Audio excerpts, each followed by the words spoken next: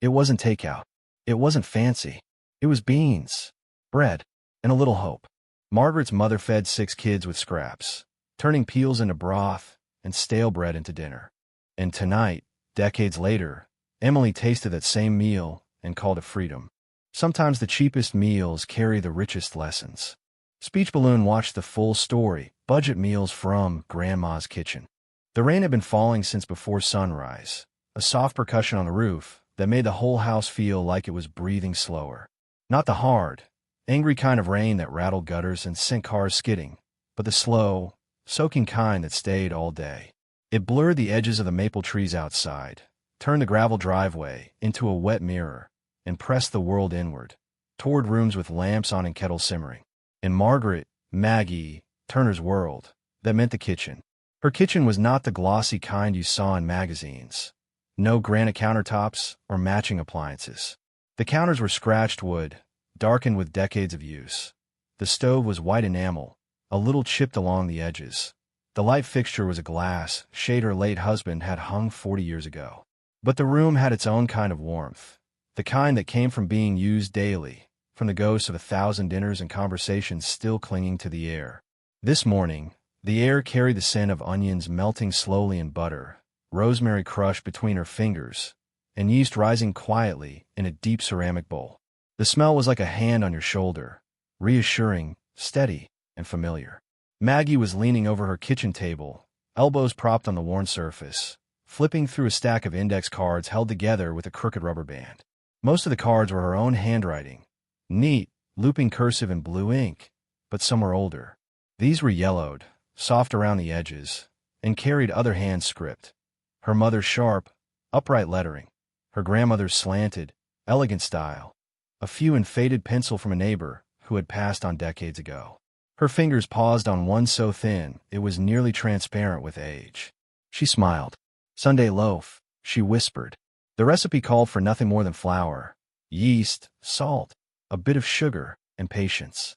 Her grandmother had made it during the 1930s, when the Great Depression had turned grocery shopping into a strategy session.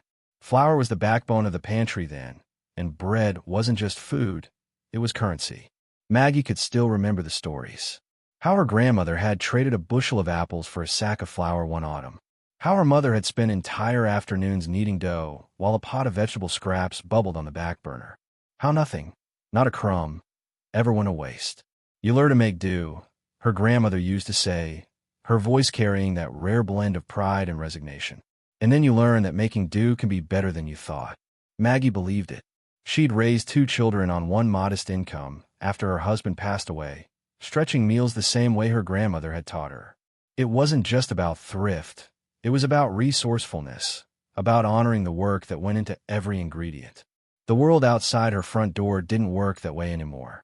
Food came packaged, pre-cut, seasoned, even pre-cooked. Vegetables were rejected for being the wrong shape. People poured out milk because the printed date had passed, not realizing that date was more suggestion than command. Maggie wasn't angry at them. She knew they simply hadn't learned another way. Her granddaughter Emily was one of them. Not careless, just young, raised in a time when food was abundant but often disconnected from its origins. At 22, Emily lived in a small apartment above a coffee shop in the city. She worked part-time, took online classes, and bought most of her meals on the go. Maggie loved her fiercely, but she worried. She knew the world could turn hard without warning. Prices could rise. Jobs could vanish. And when that happened, knowing how to stretch food could mean the difference between panic and peace. That's why today mattered. It wasn't going to be a lecture. Maggie knew advice handed down like rules could feel like chains. No, this would be a lesson in disguise, wrapped in the smell of baking bread and the comfort of soup. She'd make Sunday dinner the way her grandmother once had, and Emily would be part of it. By mid-morning, the dough was rising under a tea towel pattern with strawberries, so faded they were almost pink ghosts. On the counter beside it sat onions, carrots, lentils, and a head of cabbage, humble, sturdy ingredients that had fed families for centuries. The carrot soup would start with onions sautéed until they collapsed into sweetness, joined by carrots cut into thick coins. Lentils would give the soup heft and protein. Water, not broth, would be the base because Maggie knew how to coax flavor without paying for it. A sprinkle of salt, a pinch of paprika, maybe a bay leaf from the jar she kept for special days. The cabbage was a farmer's market find, bought for less than $1 because the outer leaves were blemished. Maggie would quarter it, brush it with oil, and roast it until the edges curled and crisped like paper. Her work was unhurried. Cooking this way wasn't just about the result. It was about the ritual. Chopping, stirring, tasting, adjusting. Letting your hands remember what your mind sometimes forgot. By the time Emily's knock came, the windows were fogged from the heat inside. Maggie opened the door to see her granddaughter wrapped in a coat too light for the weather, shaking rain from her hair. "Something smells incredible," Emily said, slipping off her boots.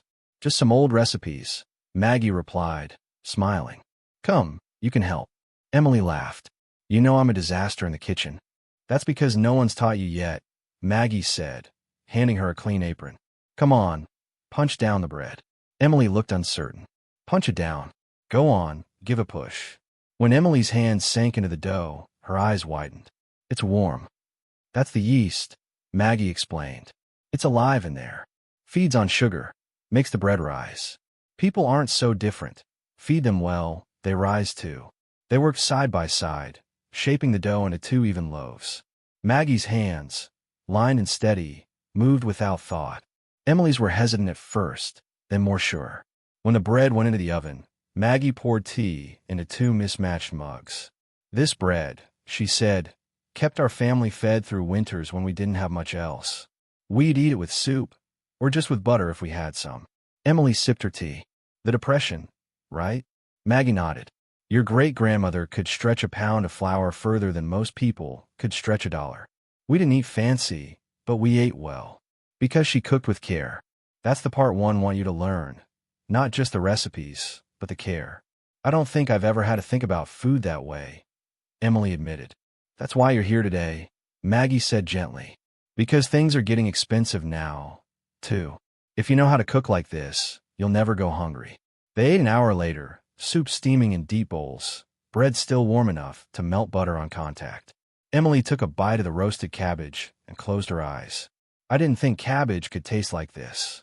"That's because you've only ever had it boiled into submission," Maggie teased. "Treat your food kindly, and it treats you back." After dinner, Maggie wrapped 1 loaf in a towel and pressed it into Emily's hands. "For tomorrow," she said. Emily smiled, a different smile than when she'd arrived, softer, more thoughtful. "Thanks, Grandma." "Really?" When the door closed, Maggie stood in the kitchen for a moment, listening to the rain against the windows. The soup pot sat cooling on the stove, the scent of bread still in the air. She thought about all the Sunday dinners behind her, and the ones still to come. She hoped Emily would remember this day, not for the recipes alone, but for the quiet truth baked into them. The simplest meals can be the richest, and the richest meals aren't always the ones that cost the most. By the time Emily made it back to her apartment that evening, the rain had slowed to a mist, the kind that clung to hair and eyelashes but didn't warrant an umbrella. The streetlights threw golden halos through it, making the wet pavement gleam like it was holding onto the day's light just a little longer. She climbed the narrow stairs to her second-floor apartment, juggling her tote bag, a damp coat, and the still warm loaf wrapped in a towel. The smell of it followed her, seeping into the stairwell, a scent so rare in her building that her neighbor's cat stuck its head out into the hall to investigate. Her apartment was small, a single open room with a kitchenette tucked into one corner, a couch that doubled as a bed for guests, and a desk buried under textbooks and empty coffee cups. The fridge hummed faintly, though its contents were sparse. Half a carton of milk, a few eggs, a jar of peanut butter, and a container of leftover noodles from a takeout dinner 2 nights ago. Emily set the bread on the counter and, without thinking, unwrapped it just to inhale again. It smelled like home, not her apartment, not even her parents' house, but the deeper kind of home that was made of memory. She tore off a small piece, still soft in the middle, and ate it standing right there. It was warm, slightly sweet, and needed nothing, no butter, no jam, to feel complete. Her phone buzzed. A message from Maggie. "Remember, that bread can be breakfast, lunch, or dinner. Slice what you need, wrap the rest tight, and don't let it go to waste." Gee, Emily smiled. She could picture her grandmother typing that, glasses sliding down her nose, thumb moving slowly over the screen. She made tea, sat at her desk, and thought about how long this loaf might actually last. If she was careful, if she sliced it thin and didn't nibble half the thing away tonight, it could stretch most of the week. The thought made her pause. Stretching food wasn't something she did much of. She'd grown up in a world where, if you ran out, you just went to the store or grabbed something to go. But lately, she'd been feeling the strain of that habit. Groceries seemed more expensive every month. Her part-time job at the bookstore paid enough to scrape by, but only just. And then there were the little expenses, the takeout coffees, the random late-night food orders when she was too tired to cook. She told herself they were small luxuries, but they added up fast. She glanced at the loaf again, sitting there in its towel like a reminder. Maybe Maggie was right. Maybe knowing how to make and stretch something like this was a kind of insurance policy, the kind you could eat. The next morning, she tried it for breakfast. 2 slices, toasted, with a fried egg and a few slices of tomato, she found at the back of the fridge. It was simple, but satisfying in a way that her usual granola bar never was. By Tuesday, she was experimenting.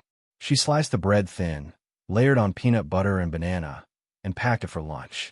On Wednesday night, she made a grilled cheese with the last of her cheddar, dipping it into tomato soup from a can. And all week, she thought about that kitchen, the way Maggie's hands had moved confidently through each step, the way she talked about her grandmother like she was still in the room. By Friday, the loaf was down to its heel, a crusty end piece that most people would have tossed. Emily almost did, then stopped. She heard Maggie's voice in her head. Waste nothing. So she diced the heel into small cubes, tossed them in a pan with a little oil, salt, and dried herbs, and baked them into croutons. That night, she ate them over a simple salad, and it was the best salad she'd made in months. On Saturday, Emily called Maggie. "I think you've started something," she said. "Oh." Maggie's voice carried a smile. "I've been eating that bread all week. I even made croutons from the end piece." "Well now, that's just good sense," Maggie said. "A loaf of bread's like a paycheck. You can use it up quick or make it last. Making it last takes more care, but it feeds you longer." Emily laughed. "I think I'm starting to see what you mean." They talked for a while, and Emily found herself asking about other meals, the carrot soup, the cabbage, the pickled beets. Maggie didn't rattle off exact recipes. She told stories instead. About her mother's garden, about saving bacon fat in a tin to use for frying, about stretching 1 chicken into 3 dinners. "You can eat well without spending much," Maggie said, "but you have to think ahead. You plan a meal like you plan a trip, where you're starting, where you're going, and how you're going to get there." That afternoon, Emily went to the grocery store with a list, a real one, not the mental list she usually carried and forgot halfway through. It had carrots, onions, cabbage, lentils, and flour at the top. Walking through the aisles, she saw things she would have bought before without thinking. Pre-packaged salads, frozen dinners, fancy bread in shiny wrappers. But she passed them by. She thought about how much soup she could make from a single bag of lentils, how many loaves of bread from a sack of flour. Back home, she set the groceries on the counter and pulled out her phone. She called Maggie again. "All right," she said. "Teach me the soup." Maggie's instructions came slowly, in that deliberate way she had when she was passing something down. "Start with onions," she said. "Cook them slow, until they go soft. Don't rush them. The sweetness is in the waiting. Then add your carrots. Cut them thick so they don't disappear. A cup of lentils. Rinse them first. Then cover it all with water. Season as you go, not just at the end. And taste it. Always taste it." Emily followed along, the kitchen filling with a smell that reminded her instantly of last Sunday. She stirred, tasted, adjusted. By the time the soup was done, she'd filled 3 containers.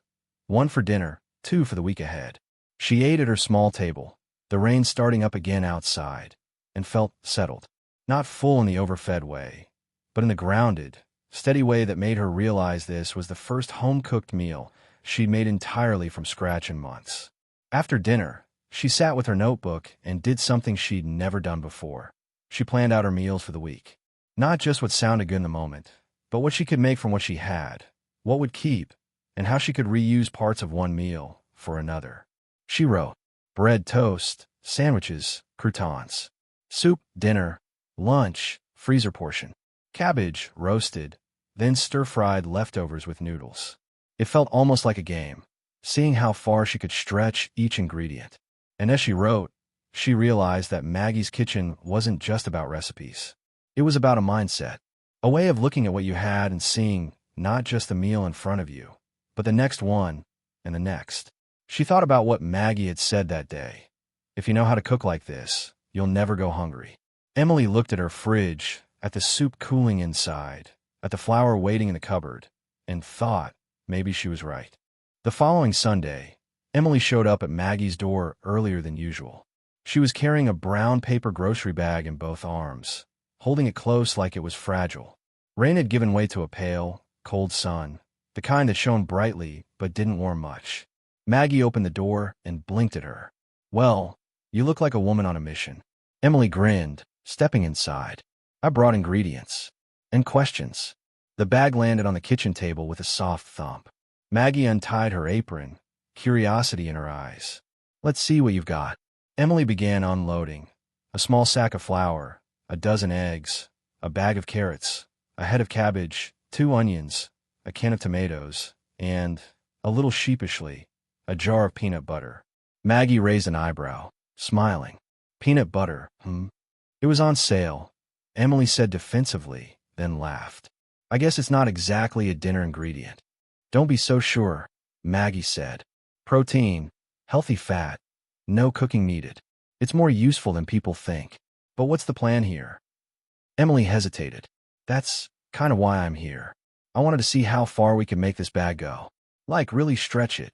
Because I spent $23 and change. And if I can turn that into a week's worth of food, I'd call it a win." Maggie's eyes lit with the quiet satisfaction of a teacher whose student has finally asked the right question. "All right," she said, rolling up her sleeves. "Let's get to work." They started with the cabbage. Maggie explained that a cabbage was like a savings account. You didn't use it all at once unless you had to. "First meal," she said, slicing it into thick wedges, "we'll roast part of it. Oil, salt, pepper, into the oven. The rest we'll keep for later in the week. Maybe stir-fry it. Maybe make soup." Emily helped arrange the wedges on a baking tray. "I never think of cabbage as exciting food." "That's because you've never given it a chance," Maggie said. "You cook it right, it's as good as anything. And cheap. You could feed a family for 2 days on a single head." Next came the carrots and onions. Maggie peeled and chopped while Emily wrote notes in her phone. "Why the notes?" Maggie asked. "I want to remember how to do this," Emily said. "And I'm kind of thinking about keeping a grocery diary. What I buy, how I use it, what it costs." Maggie nodded approvingly. "That's how you find your leaks. You track where it's all going." They decided to make a simple carrot-lentil soup with half the carrots and 1 onion.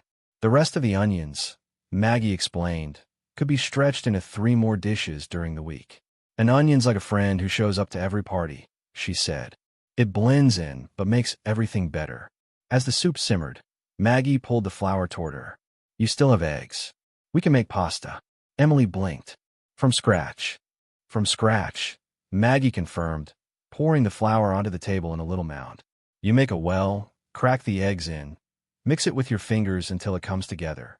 Costs less than buying a box of pasta, and it tastes better." Emily dug her hands into the flour, surprised by the texture. "This feels grounding. Like I'm actually doing something, not just opening a package." "That's part of the point," Maggie said. "Cooking from scratch doesn't just save money. It slows you down, makes you notice what you're eating, makes you grateful for it." They kneaded the dough, rolled it thin, and cut it into ribbons. Maggie tossed a few into boiling water and served them with the canned tomatoes, seasoned with nothing more than salt, pepper, and a pinch of dried basil from her pantry. Emily twirled a forkful, tasted it, and nearly laughed. "Why does this taste so much better than box pasta?" "Because you made it," Maggie said simply. By late afternoon, they had 5 distinct meals planned from Emily's grocery bag. Roasted cabbage wedges with eggs fried in the leftover pan oil. Carrot-lentil soup for 2 dinners and 2 lunches. Fresh pasta with tomato sauce for dinner, with enough pasta dough left to dry for later. Stir-fried cabbage and carrots with peanut butter sauce, Maggie's idea. Eggs and toast for quick breakfasts, using bread they would bake together tomorrow. Emily was astonished. "I thought I was buying random stuff, but you turned it into a whole plan." "That's the trick," Maggie said, leaning back against the counter. You look at what's cheap, fresh, and filling, and then you turn it into something you actually want to eat. And you plan for leftovers. Leftovers are your best friend. They sat down to eat the roasted cabbage and fried eggs first. Emily took a bite and was quiet for a long moment. You know, she said finally, if you gave me this in a restaurant, I'd think it was fancy. Maggie smiled. That's the other secret. If you treat your food like it's worth something, it will be. As they ate, Maggie told more stories. About the year her family lived almost entirely off what they grew, about baking bread in a wood stove, about trading baked goods for fresh milk from a neighbor. Money was tight, she said, but we never felt poor when we were eating together. The table was always full, even if the dishes were simple. Emily thought about her own table at home, often cluttered with takeout containers. It felt empty in comparison.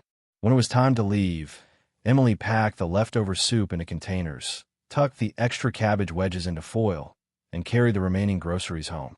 She felt lighter than when she'd arrived, even though her tote bag was heavier. That night, she sat down with her grocery diary and wrote out the week's plan, this time with more intention. She even labeled the containers in her fridge: Monday dinner, Tuesday lunch, Thursday pasta. For the first time in a long time, she felt ahead of her hunger. 2 days later, she texted Maggie a photo of her lunch: stir-fried cabbage and carrots with Maggie's peanut butter sauce. This is ridiculously good, and I made it for less than $2. Maggie texted back almost immediately. Good. Now imagine doing that every day for a month. That's a vacation fund, right there. Emily laughed out loud. But later, when she was doing her budget, she realized Maggie wasn't exaggerating. Cooking this way really could free up money for things that mattered more than impulse meals. By the end of the week, Emily had a new rhythm. Sunday cooking sessions with Maggie. Midweek check-ins by phone. A growing list of recipes that didn't just feed her, they taught her. And slowly, she began to see food not as a daily scramble, but as part of a larger plan. One that her grandmother had started long before she was born. By the following Sunday, Emily didn't bother to knock. Maggie's "come in" was called from somewhere behind the smell of something baking, and Emily stepped into the warmth like it was another world. Outside, the wind was sharp enough to turn cheeks red. Inside, the air was thick with the scent of roasting vegetables and a yeasty undertone that meant bread was in the oven. Maggie was at the counter, wearing her faded blue apron and a patterned headscarf Emily hadn't seen before. She was cutting potatoes into neat cubes, the knife moving with a rhythm that was almost hypnotic. Potatoes today, Maggie said by way of greeting. Your turn to learn something I call the one ingredient, 3 meals trick. Emily set her tote down and leaned over the counter. I'm listening. The first lesson, stretching an ingredient. Maggie scooped the potato cubes into a bowl, tossed them with oil, salt, and rosemary, then spread them on a baking sheet. Here's the thing about potatoes, she said, sliding the tray into the oven. They're cheap, filling, and they can wear 100 different costumes. You start with one batch, and you turn it into 3 meals, so you're not cooking from scratch every single night. Emily nodded. So like, meal prep? Sort of. But this is more about transformation. You're not just reheating leftovers. You're turning them into something new, so you don't get bored. Boredom is why people throw food out. While the potatoes roasted, Maggie pulled a pan to the stove. Meal 1 is the roast itself. That's the easiest. Meal 2, we'll take what's left and make a soup. Meal 3, we'll use the last of them for a skillet hash with eggs. Emily could feel herself already planning how to fit this in her own week. Meal 1, roasted potato supper. When the potatoes came out of the oven, the whole kitchen smelled like earth and comfort. Maggie plated them with roasted carrots, also from today's prep, and a fried egg on top. Protein, starch, vegetable, she said, sliding a plate in front of Emily. Balanced, simple, and you can make it for pennies. Emily bit into one. The outside was crisp, the inside creamy, and the rosemary gave it a depth she'd never gotten from her own slapdash roasting. Why does yours taste better? Emily asked between bites. Patience, Maggie said. I let them brown instead of stirring too much. And I season before cooking, not after. Meal 2, potato soup. Once they'd eaten, Maggie swept the leftover potatoes into a pot, added sautéed onions, a little butter, and water. You could use broth if you have it, she said, but this works fine. Then you mash it up a bit and let it simmer. Add milk at the end for creaminess. Emily stirred, watching the roasted edges of the potatoes melt into the broth. This smells like winter, she said. That's because it's hearty. Soup makes a small amount of food feed more people. It stretches everything. When the soup was done, Maggie ladled it into mugs instead of bowls. Mugs keep it warmer longer, she explained. And you can drink it while you work, no spoon clinking around. Meal 3, breakfast hash. The last handful of roasted potatoes went into a skillet with chopped onion and bell pepper. Maggie cracked 2 eggs over the top and let them set before sliding the whole thing onto a plate. This is how you start a day without spending anything extra, she said. You could do the same with cabbage, rice, or bread. 1 ingredient, 3 meals. Emily took a forkful and realized how satisfying it was to eat something hearty in the morning instead of just grabbing a coffee and a pastry. The deeper lesson. When they were done, Emily stacked the dishes in the sink, but didn't start washing. Maggie, she said slowly, I think I've been wasting more food than I thought. I don't mean tossing spoiled stuff. I mean, using things once and then forgetting about them. Maggie wiped the counter with deliberate strokes. Most people do. But the key isn't just to feel guilty about it. You give yourself a system. You cook once, eat 3 times. You make it automatic, so you're not reinventing dinner every day. Emily thought about the number of times she'd bought fresh produce only to watch it wilt before she had the energy to cook it. I could do this with almost anything, couldn't I? Exactly, Maggie said. Think about bread. Bake it once, eat it fresh, then make toast, then croutons. Or cabbage. Roast it, stir-fry it, then make soup. Emily took out her notebook. I'm going to start writing ingredient maps. Like 1 column for the base ingredient, then 3 columns for different meals I can make from it. That's the spirit, Maggie said. You'll find yourself wasting less and spending less, without feeling like you're eating the same thing over and over. Why it works. They sat down at the table with tea, steam curling into the dim afternoon light. Maggie explained that the Depression-era kitchens she grew up hearing about didn't have the luxury of variety every night. People didn't buy a different set of groceries for each meal. They bought staples, learned how to make them last, and let the seasons guide the rest. Potatoes in the winter, tomatoes in the summer, she said. Cabbage when it's cheap, apples in the fall. You work with what's abundant, and you learn to love it because it's feeding you. Emily felt a shift in her thinking. It wasn't just about recipes. It was about rhythm. About accepting that repetition wasn't a failure, but a kind of stability. The emotional weight of food. Before Emily left, Maggie pulled out a faded photo from a drawer by the stove. It showed a much younger version of her, standing beside an even older woman, Maggie's own grandmother, in front of a wood-burning stove. She taught me this way of cooking, Maggie said, tapping the photo. Not because it was trendy or nostalgic, but because it was survival. Now it's choice. That's the difference for you. Emily held the photo carefully. I feel like I'm learning something bigger than just recipes. You are, Maggie said. Food is memory. Food is security. And when you know how to make something from almost nothing, you carry that security with you. That night, Emily went home and opened her fridge. She saw it differently now, not as random containers and ingredients, but as possibilities.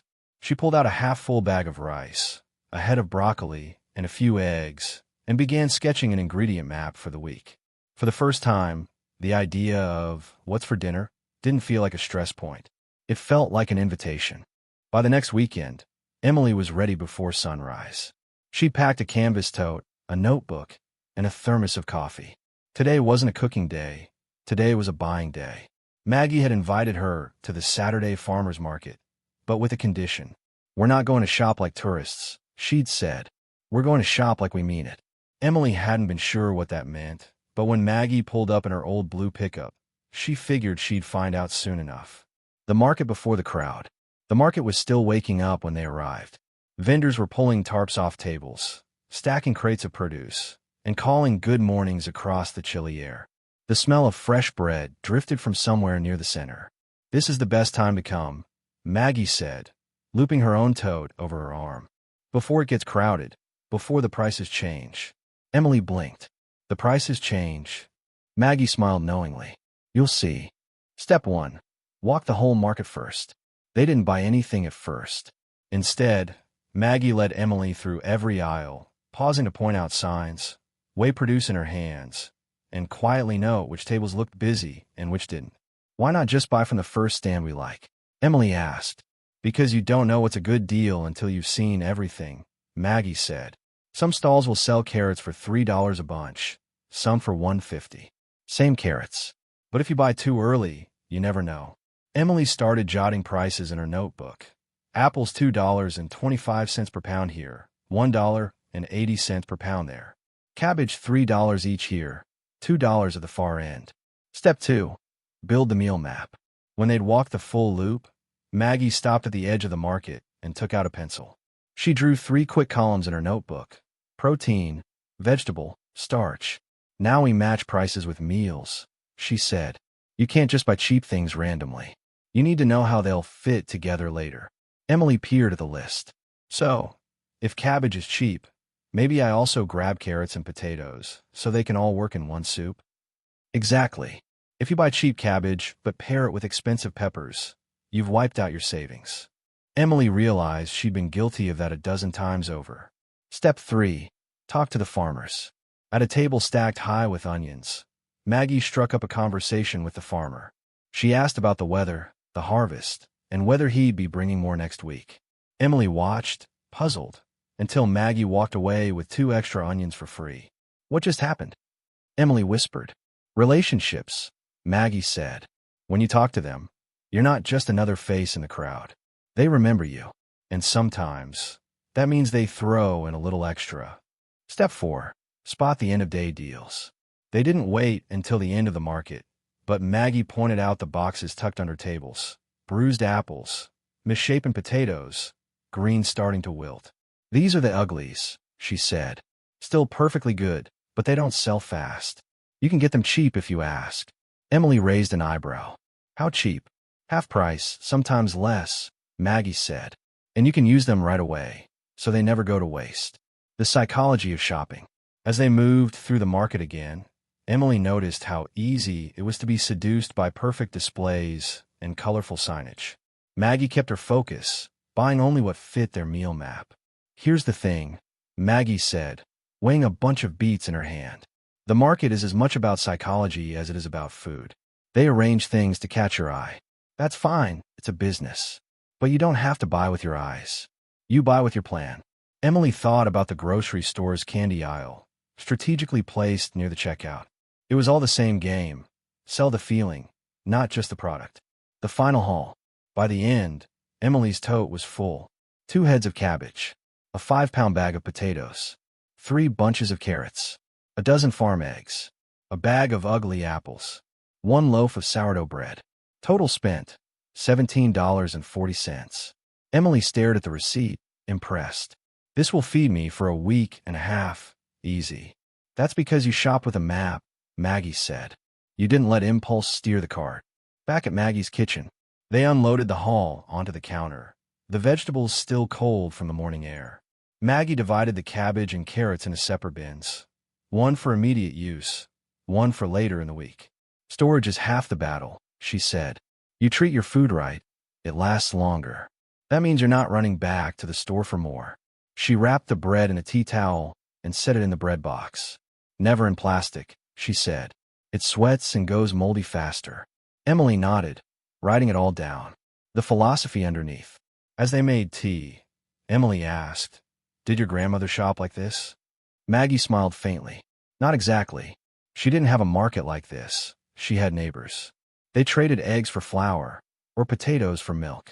But the principle's the same. Know your resources, build relationships, and use what's abundant. Emily thought about how disconnected she'd felt from her food before this. Just swiping a card, bagging groceries, and never considering where they came from. Feels different when you've looked someone in the eye and bought their carrots, she said. It should, Maggie said. That's part of why it tastes better. The bigger picture. Before Emily left, Maggie handed her a folded piece of paper.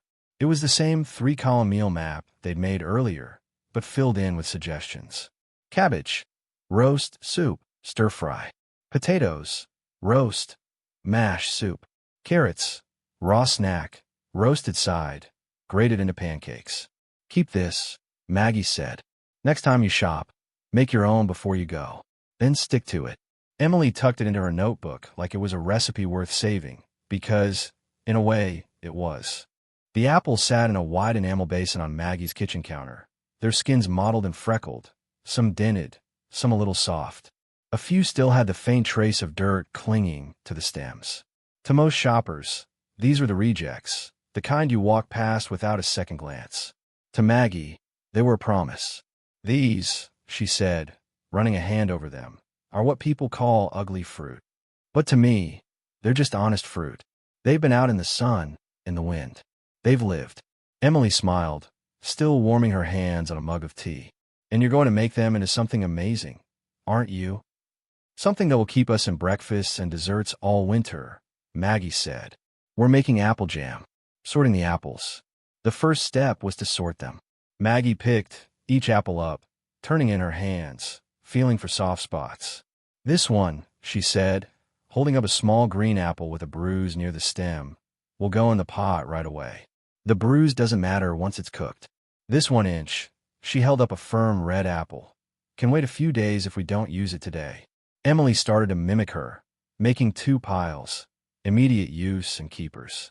She noticed how many of the apples that looked ugliest on the outside were crisp and clean under the skin once cut. Prepping without waste. Every bit counts, Maggie said, pulling a small paring knife from a drawer. She didn't peel the apples completely, only trimming away the truly bad parts. The peel is pectin, and pectin helps the jam set. People throw it away without realizing they're tossing the very thing that makes the recipe work. Emily sliced alongside her, filling the big pot with chunks of apple. So, no fancy apple core. Maggie laughed. That's another trick. Don't buy gadgets you don't need. A good knife, a sturdy pot, a wooden spoon. Those will see you through most anything. The simplicity of ingredients. When the pot was half full, Maggie poured in water just until the apples were barely covered. Then she added sugar. Not much, just enough to draw out the flavor, and a squeeze of lemon juice. That's it, Emily asked, surprised. That's it, Maggie said. You don't need a dozen spices to make something good. You let the apple taste like apple. The burner clicked and lit, and soon the kitchen filled with the sound of bubbling fruit. The story behind the recipe. As the jam cooked, Maggie leaned against the counter. When I was little, we'd make jam in big batches. Not just for us, for trading. My grandmother would swap jars for flour, eggs, even a pair of mended shoes once. It was currency, in its way. Emily stirred the pot slowly. I've never thought of food like that, as something you could trade. It's not as common now, Maggie admitted. But you still can. A neighbor brings you tomatoes. You bring them a jar of jam. It's about relationships as much as it's about saving money. The magic moment. After nearly an hour, the apples had softened into a thick, golden mash. Maggie handed Emily the potato masher.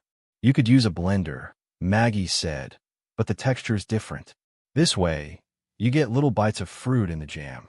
Emily pressed down, feeling the apples collapse under the weight of the masher.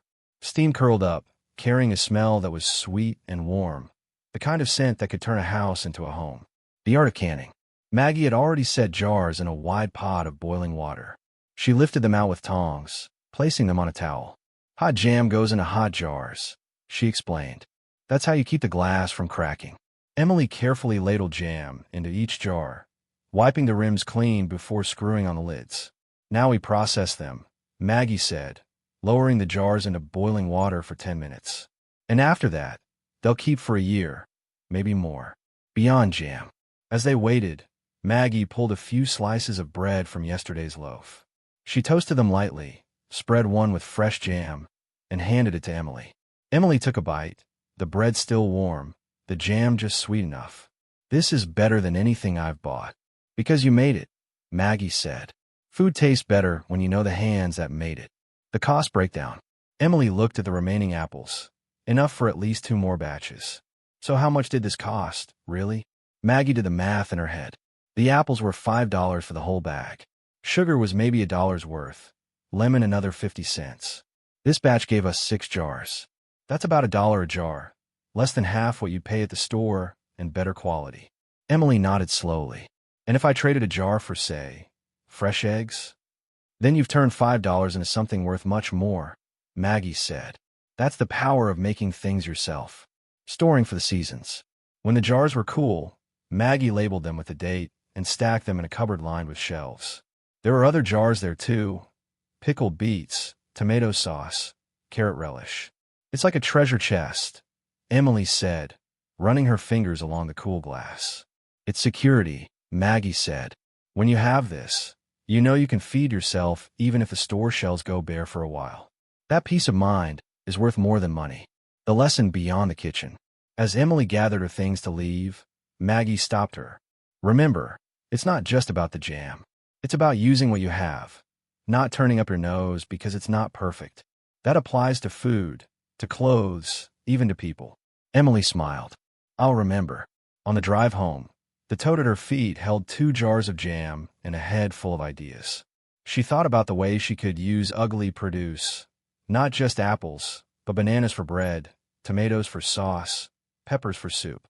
For the first time, she saw the flaws in her groceries not as problems, but as opportunities.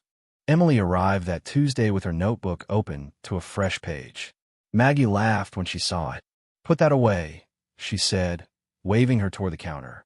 But no notes today. No measurements. No recipes. Emily blinked. Then, how am I supposed to know what to do? Maggie's smile was gentle but firm. You're going to learn the way my grandmother taught me. By sight, by smell, by sound, by feel. The confidence gap. Emily didn't realize until that moment how much she relied on numbers. Cups, teaspoons, timers. Without them, she felt unmoored. That's the problem with depending on recipes, Maggie said, pulling out a sack of flour. They're a good starting place, but they can become a crutch. If you're missing an ingredient or the exact measurement, you panic. I want you to stop panicking. Emily frowned. But what if I mess it up? You will, Maggie said, grinning. That's part of the process. Lesson 1. Bread by hand. Maggie poured flour into a wide wooden bowl, the kind worn smooth by years of use. She didn't measure. Just let it fall until it formed a small mountain. How much is that? Emily asked. Enough, Maggie said simply. She sprinkled salt over the top, made a well in the center, and poured in warm water from a kettle. Now mix. Emily reached for a spoon, but Maggie shook her head. With your hands. You have to feel it. The dough was sticky at first, clinging to her fingers. She added more flour as instructed, feeling it transform into something elastic and smooth. That's when you stop, Maggie said. Not when the timer tells you, but when your hands do. The smell of readiness. They set the dough aside to rise. While they waited, Maggie pulled a pot to the stove and tossed in chopped onions, garlic, and a little oil. Tell me when it smells sweet, she said. Emily leaned over the pot, sniffing. At first, the scent was sharp, almost biting. Then it softened, the onions going translucent. Now, Emily asked. Now, Maggie confirmed, tossing in diced carrots and celery. Layering by instinct. There was no recipe card, no list to check off. Maggie simply built the soup, adding potatoes, a pinch of dry thyme, and enough water to cover. Emily watched the colors swirl together in the pot. How do you know it won't be bland? Because I'll taste it, Maggie said. She dipped in a spoon, sipped, and nodded. Needs salt. Emily followed her lead, tasting the broth. It was astonishing how much difference a small pinch of salt made. The senses as tools. Maggie pointed out the cues. The sound of bread dough thumping against the bowl meant it was kneaded enough. The smell of onions changing meant they were ready for the next ingredient. The sight of bubbles slowing in the soup meant it was thickening. You've been outsourcing these decisions to recipes, Maggie said. But your senses are the best measuring tools you'll ever have. They'll never run out of batteries or get lost in a drawer. Turning bread into a meal. When the dough had doubled in size, Maggie pressed a finger into it. If the dent stays, it's ready. Emily shaped the loaf under Maggie's guidance, then slid it into the oven. While it baked, they ladled the soup into bowls. Maggie sliced the bread while it was still steaming, the crust cracking under the knife. This is the meal, Maggie said. Bread, soup, and the satisfaction of knowing you didn't need a single written instruction. The emotional shift. As they ate, Emily realized something she hadn't once asked. What if it doesn't work? During the cooking. She'd been too busy tasting, smelling, adjusting. I think I trust myself more than I thought, Emily said. That's the whole point, Maggie replied. Recipes are a map. But once you've walked the route enough times, you don't need the paper anymore. The practical benefit. Cooking without recipes is cheaper, Maggie said as they cleaned up. You're not bound to exact ingredients. If the recipe calls for celery and you only have carrots, you make it work. If you're missing fresh herbs, you use dried. You stop making emergency trips to the store that cost you time and money.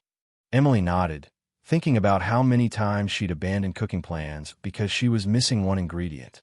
A test for the student. Before Emily left, Maggie handed her a basket. Inside were random ingredients: half a cabbage, 2 potatoes, a handful of green beans, and an onion. Your homework, Maggie said. Make dinner without looking anything up. Trust your senses. Use what you've learned. Emily laughed nervously. This feels like a challenge. It is, Maggie said. But you're ready. That night, Emily stood in her own kitchen, the basket on the counter. She boiled the potatoes, sautéed the onion, chopped the cabbage into ribbons. She didn't measure, didn't search for a recipe. She tasted, adjusted, and ended up with a hearty vegetable stew she was proud of. She ate it with a slice of the bread she'd made earlier that week, smiling to herself. For the first time, cooking felt less like following instructions and more like having a conversation with the food. By the time Emily arrived on Thursday afternoon, Maggie already had a pot simmering on the stove. The scent hit her before she even stepped out of her coat, savory, warm, and layered in a way that made her stomach growl. What's cooking? Emily asked, peering into the pot. Maggie stirred slowly with a wooden spoon. Scrap soup. Emily frowned. Scrap soup. Maggie gestured to a bowl on the counter. It was filled with onion skins, carrot tops, celery ends, and the papery shells from a few cloves of garlic. You mean, that's what's in there? Emily asked, pointing to the pot. That's the start of it, Maggie said. These scraps have flavor left in them. Most people throw them away without thinking. But during the Depression, nothing was wasted. Not even what people thought was garbage. The scrap bag. Maggie opened the freezer and pulled out a large resealable bag. It was packed with vegetable odds and ends, the trimmed stems from herbs, the ends of zucchini, the cores from tomatoes. Every time I cook, I add scraps to this bag, she explained. When it's full, I make broth. Emily reached into the bag, pulling out a frozen carrot peel. You can freeze this stuff. Of course, Maggie said. It keeps until you have enough to make it worth the time. Layering the flavor. They started with the frozen scraps in the pot, adding fresh ones from the bowl. Maggie poured in enough water to cover everything, then added a pinch of salt, a few peppercorns, and 1 bay leaf. Bay leaves were like gold when I was a kid, Maggie said. If you had one, you'd use it again and again until the flavor was gone. Emily watched the steam curl upward, carrying the scent of simmering vegetables. A story in every scrap. Maggie leaned against the counter as the broth began to take on a deep golden hue. My grandmother used to say, if you waste food, you waste the hands that grew it. She knew the farmer who planted the onions, the neighbor who milked the cow, the child who gathered eggs. You wouldn't throw away part of their work just because it didn't look perfect. Emily thought about how easily she'd tossed food in the past. Half a bag of lettuce gone slimy, an apple left too long in the fruit bowl. I never thought of it that way, she said softly. The strain and the save. After an hour, Maggie poured the broth through a colander into another pot. The scraps, now pale and limp, were destined for the compost bin. They've given everything they had, Maggie said. Now they can give back to the soil. Emily sipped the broth from a spoon. It was rich and comforting, even without meat. This could be the base for soup, risotto, gravy, anything you need, Maggie said. You can freeze it in jars and have your own homemade stock for months. Repurposing the unexpected. As the broth cooled, Maggie pulled a small jar from the pantry. Inside were the dried peels from apples, the leftovers from their jam-making session. Try one, she said. Emily bit into the crisp peel, surprised at the sweet tart flavor. They're like chips, she said. Exactly. A little sugar and cinnamon, a low oven, and you have a snack instead of waste. The bread heel trick. Next, Maggie reached into the bread box and pulled out 2 dry, hardened-in pieces, the heels of the loaf. Most people toss these, she said, but they make the best breadcrumbs. She pulsed them in a small food processor, added dried herbs from her garden, and handed Emily the jar. "They'll keep for weeks," Maggie said. "Perfect for topping casseroles or adding crunch to a salad." Waste is wealth. Maggie moved through the kitchen like a conductor, orchestrating small transformations. Wilting greens became the filling for omelets. Lemon rinds went into a jar of vinegar to make all-purpose cleaner. A single leftover chicken drumstick was shredded into a pot of rice to stretch it into a full meal. "This is what I mean by waste is wealth," Maggie said. "If you see scraps as worthless, you'll throw them away. If you see them as raw materials, you'll find ways to use them." The bigger savings picture. Emily leaned against the counter, thinking about her grocery bills. "I spend at least $50 a week on food," she said. "If I use these tricks, how much could I cut?" "A third," Maggie said without hesitation. "Maybe more, if you're clever." "That's hundreds a year," Emily said, doing the math. "And that's just from using what you already bought," Maggie reminded her. "Not even from shopping smarter." The lesson in perspective. As they sat down at bowls of vegetable soup made from the broth, Maggie said quietly, "Waste isn't just about food.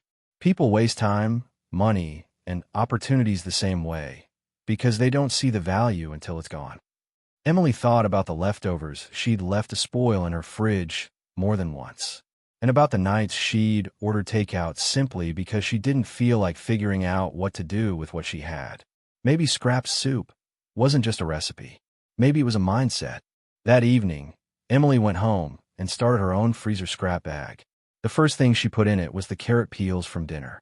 She labeled it with a piece of masking tape and a date, feeling oddly proud. The January wind howled around the corners of Maggie's little farmhouse, rattling the kitchen window panes like impatient fingers. Snow had begun to drift across the lane outside, and Emily could see the world turning soft and white as she stepped through the door, stamping her boots on the mat. Maggie was already at work, standing in front of a tall, double-doored cupboard painted the same pale sage green as her kitchen walls. The doors were flung open wide, revealing shelves so neat and well-stocked they looked like something from an old general store. "This," Maggie said, turning toward Emily with the kind of quiet pride usually reserved for showing off a beloved quilt or a blooming rose bush, "is my pantry. And it's the reason I never panic when the weather turns or prices jump." Emily shrugged off her coat and stepped closer. The shelves were a carefully orchestrated mosaic of mason jars, tins, cloth sacks, and label boxes. On the lower shelves, large glass jars of flour, oats, rice, and dried beans sat in a tidy row. Above them, jars of home-canned tomatoes, pickles, and jams lined up like soldiers, their colors glowing softly in the light from the window. The top shelves held smaller treasures: baking powder, cocoa, tea, and neatly labeled spice jars. "It's beautiful," Emily said without thinking. Maggie chuckled. "It's practical, but beauty's just a bonus. The pantry is insurance." She gestured toward the jars. "This is more than storage. It's my insurance policy. In my grandmother's time, a pantry like this could mean the difference between making it through winter or going hungry." Emily traced a finger along a jar of dried lentils. "So, this is just from the grocery store?" "Some of it," Maggie said. "Some from my garden, some from friends. The point isn't where it comes from. It's that it's here, ready when I need it. I could eat from this pantry for months without shopping." Emily raised an eyebrow. "Months? Easily. And I wouldn't be living on crackers and peanut butter either." Building the foundation. Maggie reached in her apron pocket and pulled out a small, worn notebook. She flipped it open to a page titled "Core Pantry Staples" in looping handwriting. "These are the building blocks," she said, handing it over. Emily scanned the list. Flour, all-purpose and whole wheat. Rice, white and brown. Dried beans, pinto, black, navy. Lentils. Pasta. Canned tomatoes. Onions. Garlic. Oil, olive and vegetable. Vinegar, white and apple cider. Salt, pepper, sugar. Basic spices, paprika, cumin, thyme, cinnamon. That's it?" Emily asked. "That's the base," Maggie said. "With just these, you can make bread, soup, casseroles, stir-fries, stews, pancakes, biscuits. The trick is to keep them stocked and rotate them so nothing goes to waste." The rotation rule. Maggie pointed to the front row of jars. "Oldest in front," newest and back. Always. And I date everything when it comes in. You'd be amazed how many people lose money because they let food expire in the back of a cupboard. Emily thought about her own shelves at home, a jumble of random cans and boxes, some probably older than she wanted to admit. You run this like a store, Emily said. Exactly, Maggie replied. Except here, I'm the manager and the customer. And I set the prices by shopping when things are on sale. Shopping to maintain, not to react. Emily noticed a small shopping list stuck to the fridge with a magnet. I shop to refill the pantry, Maggie explained, seeing her glance. Not to satisfy a craving. If I use a bag of rice, I replace it. If I'm down to my last jar of tomatoes, it goes on the list. That way, I never hit a night where I say, there's nothing to eat. Emily thought about her own last-minute runs to the store, grabbing overpriced ingredients because she decided on a recipe hours before dinner. So you're preventing emergencies before they happen. Maggie smiled. Exactly. Emergencies cost money. Prevention saves it. Cooking from the pantry. To prove her point, Maggie reached for a jar of dried lentils and set it on the counter. We're making lentil stew, she said. No recipe. No special trip to the store. Just what was already in the pantry and fridge. She diced onions and garlic, letting them sizzle in olive oil until their scent filled the room. She added the lentils, a jar of home-canned tomatoes, a spoonful of paprika, and enough broth, made from last week's vegetable scraps, to cover everything. Emily watched as the ingredients transformed, the lentils softening and the broth turning a rich, red gold. This, Maggie said, is the pantry at work. Simple, cheap, filling, and ready whenever you need it. Avoiding food fatigue. Emily tasted the stew and smiled. It was hearty, with just enough smokiness from the paprika to make it feel like winter comfort food. Don't you get tired of eating the same things over and over? She asked. Not if you know how to season, Maggie said. The same lentils can be Indian style one night, Italian the next, lemon and herb another. You don't have to buy 100 different foods for variety. You just have to know how to transform the ones you already have. Stockpiling without hoarding. Emily glanced back at the shelves. Do you just buy a lot when things go on sale? Maggie shook her head. I buy what I'll use before it goes bad. There's a difference between stockpiling and hoarding. Hoarding is fear-based, buying with no plan. A pantry is intentional, buying with a plan to use every bit. The emotional side of security. Maggie poured them each a mug of tea, then leaned back in her chair. When I was a girl, she began, my grandmother would walk past her pantry every night before bed. She'd open the doors, look inside, and say, I can sleep easy. She knew no matter what happened, bad weather, illness, even job loss, she had enough to feed her family. That peace of mind is worth more than anything. Emily felt something shift in her chest. She'd always thought of food as a daily task, something you figured out at the last minute. But maybe it could be more than that. Maybe it could be stability, building her own. That evening, when Emily got home, she cleared a shelf in her own kitchen.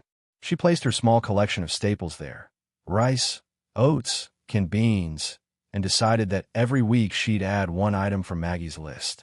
It didn't look like much yet, but it was a start. And for the first time, she felt like her food situation wasn't fragile. She was building something solid.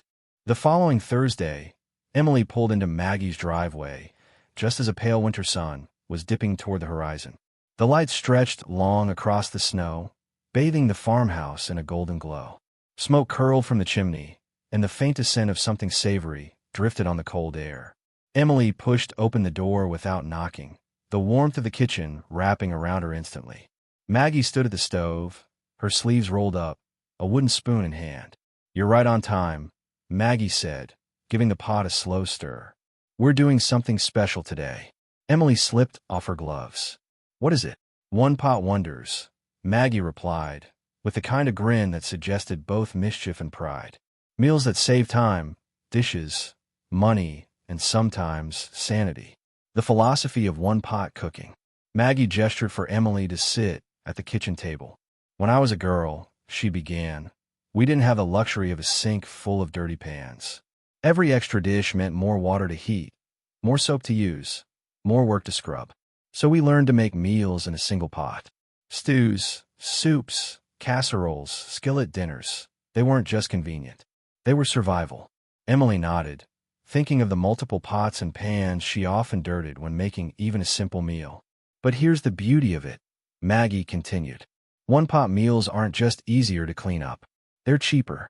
You're cooking everything together, so flavors blend, and you can stretch a little bit of meat or vegetables across a whole meal. Today's dish, chicken and barley stew. On the counter, Emily saw a modest array of ingredients. 2 small chicken thighs, a few carrots and celery stalks, 1 onion, a jar of home-canned tomatoes, a cup of pearl barley, a handful of dried herbs. That's all, Emily asked. That's all we need, Maggie replied. The trick with one-pot cooking is balance. Enough starch to fill you up, enough vegetables to nourish you, and just enough protein to flavor the whole pot. The browning step. Maggie set the heavy cast-iron Dutch oven on the burner, heating a thin layer of oil until it shimmered. She placed the chicken thighs and skin side down, the sizzle filling the room. This step matters, she said. We're not just cooking the chicken. We're building flavor in the pot. Those brown bits at the bottom? That's gold. That's what makes the stew rich without needing expensive ingredients. Emily leaned closer, watching the skin turn golden and crisp. Maggie flipped the thighs and let them sear on the other side before removing them to a plate, layering the vegetables. Next came the chopped onion, carrots, and celery. The pot hissed as they hit the hot oil, releasing their scent into the warm kitchen air. This is the holy trinity of soup making, Maggie explained. Onions for sweetness, carrots for depth, celery for earthiness. You can add others, but these 3 are the backbone. Emily watched as Maggie stirred, scraping up the brown bits from the chicken with the edge of the spoon. The barley advantage. From a glass jar on the pantry shelf, Maggie measured out a cup of pearl barley and poured it into the pot with the vegetables. Barley is cheap, filling, and it thickens the stew naturally, she said. It also gives you that chewy texture that makes you feel like you're eating something substantial. Emily realized she'd never cooked with barley before. I usually use rice. Rice works too, Maggie said. But barley holds up better in long cooking, and it keeps you full longer. Bringing it together, Maggie returned the chicken to the pot, poured in the jar of tomatoes, and added enough of last week's homemade vegetable broth to cover everything. A pinch of thyme, a bay leaf, and a sprinkle of salt followed. Then she turned the heat down to a gentle simmer. And now, Maggie said, we wait. The waiting game. As the stew bubbled softly, the kitchen filled with a rich aroma, tomatoes mellowing in the heat, barley swelling as it absorbed the broth, chicken releasing its juices into the pot. Maggie poured them each a cup of tea and sat down across from Emily. This kind of cooking teaches patience, she said. You can't rush it. Letting things simmer together turns them into something better than the sum of their parts. Emily sipped her tea. I think that's what I like about coming here. It's not just the food, it's the pace. I'm used to rushing through meals. Maggie smiled knowingly. We rush through too much in life. Food should slow you down. Stretching and adapting. When the stew was nearly done, Maggie lifted the lid and gave it a final stir. You could make this with beans instead of chicken, or add potatoes if you didn't have barley, she said. The point is to use what you have, one pot, whatever's on hand, and the confidence to trust the process. Emily thought about the half-empty bags of pasta, the cans of beans, the lone sweet potato sitting in her cupboard. She'd always thought of them as mismatched odds and ends. Maybe they were just waiting to be brought together in the right pot. Serving without ceremony, Maggie ladled the stew into wide, shallow bowls. Steam rose in curls, carrying the scent of thyme and tomato. The barley had thickened the broth to a velvety consistency, and the chicken was tender enough to fall apart with a spoon. They ate in companionable silence for a few minutes before Emily spoke. This is better than anything I've made at home in months, she said. And it's just so simple. That's the magic, Maggie replied. You don't need complicated recipes to eat well. You just need a good pot, a few staples, and the patience to let them work together. The cleanup proof. When they were done, Maggie carried the Dutch oven to the sink. She rinsed it with hot water, wiped it out, and set it on the stove to dry. One pot, she said. That's all. No stack of pans, no mountain of dishes. Which means more time to enjoy your evening instead of scrubbing. Emily laughed. I think I'm sold on this one-pot thing. Taking the lesson home. Before Emily left, Maggie packed her a container of the stew and a small jar of barley from her pantry. Try making it yourself this weekend, she said. Change it up if you want. Just remember the principles. 1 pot, balance of starch, veg, and protein, and cook it slow. Emily hugged her tightly before stepping back into the cold. As she drove home with the warm container on the seat beside her, she thought about how much of Maggie's wisdom wasn't just about cooking. It was about making the most of what you had, keeping life simple, and finding comfort in the process. The snow had melted in a gray slush by the time Emily returned to Maggie's a week later, her boots leaving muddy tracks on the porch. A pale sun hung low in the sky, its weak light glinting off puddles that reflected the bare trees swaying in the wind. The cold clung to her coat as she stepped inside, but the air in Maggie's kitchen was warm and fragrant, carrying the faint aroma of roasted chicken and fresh bread. Maggie was at the counter, her hands moving with practiced ease as she scraped the last bits of meat from a chicken carcass into a ceramic bowl. The bones were piled neatly to one side, a stock pot already simmering on the stove. Emily hung her coat by the door and sat down, pulling her chair closer to the table. "You cooking for company?" she asked, eyeing the pot. Maggie glanced up with a small smile. "Not exactly. I'm cooking for tomorrow, and the next day, and maybe even the day after that." Emily tilted her head. "So, meal prepping?" "You could call it that," Maggie said, "but I've always thought of it as giving food a second life."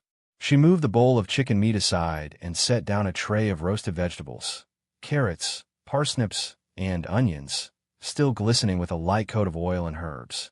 "When I was young, nothing was wasted. Not scraps of bread, not a spoonful of gravy, and certainly not the remains of a roast chicken. The trick wasn't just eating the same thing until it was gone. It was making each day's meal feel new." Emily thought about the half-empty containers in her own fridge, each holding an awkward portion of something from the night before. "I usually just reheat leftovers," she admitted. "And by day 3, I'm sick of it." "That's the difference," Maggie said, sliding the vegetables into a mixing bowl. "If you just reheat, you're repeating. If you transform, you're creating something else entirely. Same ingredients, new story." The stock pot on the stove let out a gentle burble, the bones inside releasing their flavor into the clear water. Maggie stirred it slowly, then sprinkled in a handful of peppercorns and a sprig of thyme. "That's the first step. Every time I roast a chicken, the bones go straight into a pot for broth.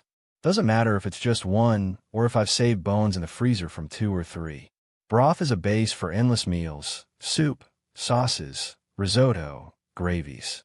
And it costs almost nothing once you've already cooked the meat." She moved to the pantry, pulling out a small jar of arborio rice. "Take risotto, for example. Tomorrow, I'll cook this rice slowly in some of the broth, stir in a little of the leftover chicken and vegetables, and suddenly it's a rich, creamy dish, not last night's roast." Emily imagined the tender rice soaking up the savory broth, the vegetables folded in like they'd always belonged there, and no one would know it came from leftovers. Maggie's eyes twinkled. "Exactly. Presentation matters as much as flavor. If you set the table, maybe light a candle, no one's thinking about what it used to be. They're tasting what it is now." She began shredding some of the chicken into smaller pieces, setting them in neat piles on a cutting board. The dark meat might go into a stew, the breast meat into sandwiches or chicken salad. And if I've got tortillas in the pantry, maybe enchiladas or quesadillas. She glanced at Emily. "When you buy or make something with multiple uses in mind, it stretches much further. One chicken can be 3, even 4 distinct meals if you plan ahead." Emily leaned forward. "But doesn't it get complicated? Keeping track of all the pieces, making sure it gets used before it goes bad." Maggie shook her head. "That's why I give myself a window, 3 days. In that time, I either use it fresh or freeze it. And I don't wait until the last day. I'll turn it into a dish on day 2, so I'm not stuck scrambling." She moved back to the stove, lifting the lid on the broth and letting the steam rise into the room. "I think part of the problem today is that we see leftovers as an afterthought. In my house, they were the main event. I looked forward to them because I knew they were stepping stones to something else." Emily thought about her grandmother's house, the way the fridge always held small, mismatched bowls covered in wax paper. She remembered being surprised at how good dinner tasted even if she'd seen the same ingredients the night before. She hadn't realized then that it was a skill, and one that she'd never learned herself. Maggie ladled a bit of broth into a mug and handed it to her. "Here," she said. "Taste." Emily sipped, the warmth spreading through her instantly. It was light, but flavorful, with the depth only homemade broth seemed to have. "That's so good," she said. "And it's just bones and water?" "Bones, water, and time," Maggie corrected. "And that's another secret, letting the ingredients speak for themselves. You don't need to drown them in heavy sauces or seasonings. A good broth is the kind of thing that can carry a dish all by itself." They spend the next half hour talking about possibilities. How broth could become soup with the addition of beans and greens. How roasted vegetables could be mashed into a spread for bread or pureed into a creamy winter soup. How stale bread could be cubed and baked into croutons, or soaked in milk and eggs for bread pudding. Every example was like a little light bulb in Emily's mind. She'd always assumed frugality meant settling for less, smaller portions, plainer food, more repetition. But here was Maggie, turning a few simple, already used ingredients into a dozen different meals, none of them boring. As the broth finished, Maggie strained it into jars, the golden liquid catching the warm light of the kitchen. She set them on the counter to cool, then reached for a pan. From a fridge, she pulled out the last of the barley stew they'd made together the week before. "This," she said, holding up the container, "is going to be lunch." Emily looked skeptical. "That's the stew from." "Yes, but watch." Maggie heated the stew in the pan, adding a splash of broth to loosen it. Then she stirred in a spoonful of tomato paste, a pinch of smoked paprika, and a handful of chopped spinach from the freezer. The smell changed almost immediately, taking on a brighter, more complex aroma. "Now it's a Spanish-style barley soup," Maggie said, ladling it into bowls. Emily took a bite, and it tasted fresh, as if it had been made from scratch that morning. "That's incredible," she said. "It doesn't even feel like the same meal." "That's the point," Maggie said, smiling. "If you can turn yesterday's meal into today's comfort food, you're never bored, and you're never wasting money." They lingered at the table long after the bowls were empty, sipping tea and talking about other transformations Maggie had done over the years: roast pork into fried rice, mashed potatoes into gnocchi, chili into stuffed peppers. Each story was a little lesson, woven with memory and care. By the time Emily left, she was carrying a jar of broth, a small container of shredded chicken, and a mind full of ideas. The next few nights, she experimented in her own kitchen. She turned the chicken into tacos one night, tossed it into pasta the next, and froze the rest for later. She found herself opening the fridge with a new sense of possibility instead of dread. And when she tasted the last portion of chicken soup she'd made from Maggie's broth, she realized something she hadn't before. This wasn't just about saving money. It was about respect. Respect for the work that went into the food, for the farmers who grew it, for the animal that provided it, and respect for herself, for taking the time to make something nourishing out of what she already had. The next week, she arrived at Maggie's door not with empty hands, but with a container of her own creation, a pasta bake made from roasted vegetables, the last of her frozen chicken, and a creamy sauce she'd made with Maggie's broth. Maggie tasted it, nodded approvingly, and said simply, "Now you're getting it." It was a small moment, but Emily felt a rush of pride. For the first time, she was beginning to see the kitchen not as a chore, but as a place where she could be resourceful, creative, and even a little bit clever. And it all started with leftovers that weren't really leftovers anymore. They were ingredients waiting for their next chapter. Sunday mornings in Maggie's farmhouse carried a different rhythm. The world outside seemed hushed, as if it too knew the day was reserved for something slower, more intentional. The sun filtered through frosted windows, casting pale beams onto the wooden floor. A faint chill lingered in the air, quickly overtaken by the growing warmth of the oven already preheating in the kitchen. Emily arrived with a basket tucked under her arm.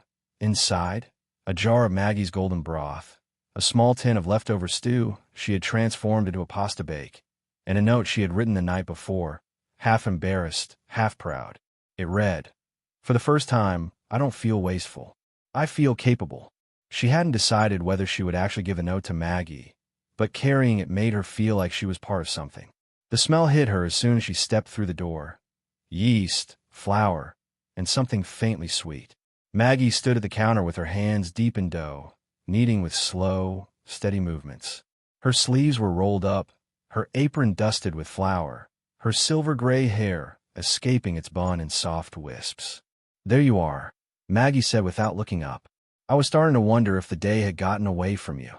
"I didn't want to be late," Emily said, slipping her coat onto the hook. "But traffic was a mess." Maggie chuckled.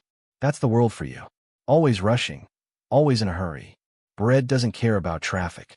Bread asks you to slow down."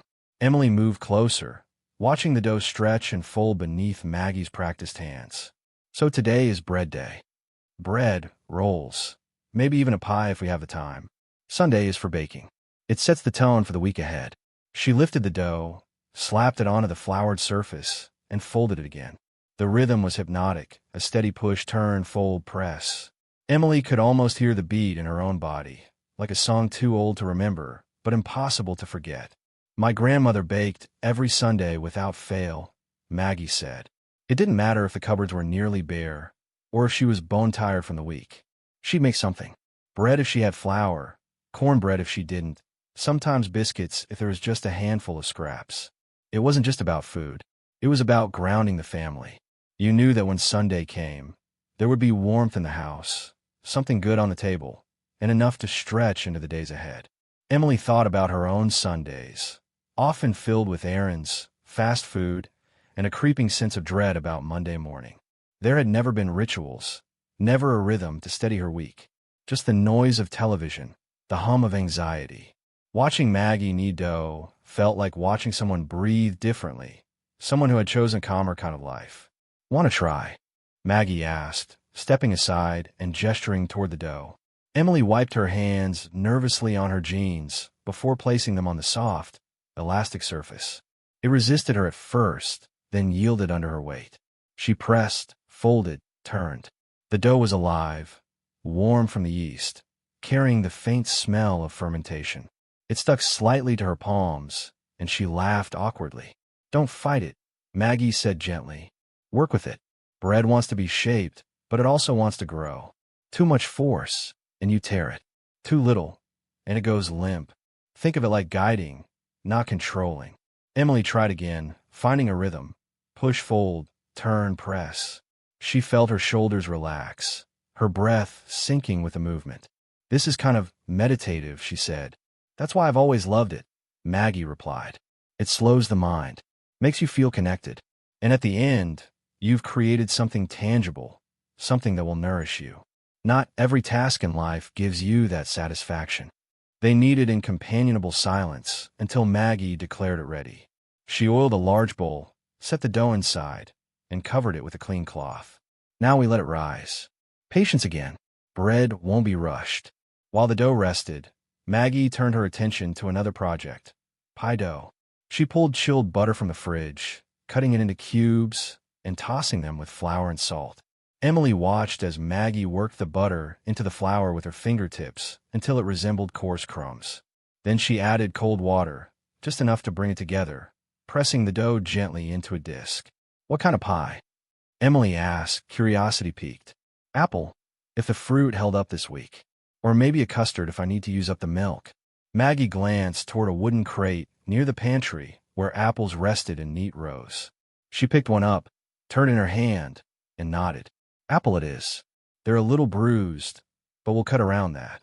Nothing goes to waste." Emily thought of the apples that had softened in her fridge until she finally tossed them out. She'd always seen bruises as signs of decay, not opportunity. Maggie, however, seemed to see possibility in everything.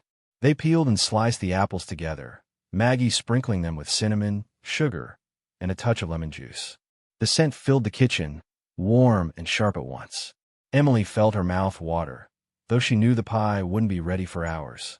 By the time the apples were prepared, the bread dough had risen into a smooth, puffy dome. Maggie punched it down with satisfaction, dividing it into 2 loaves and a tray of rolls.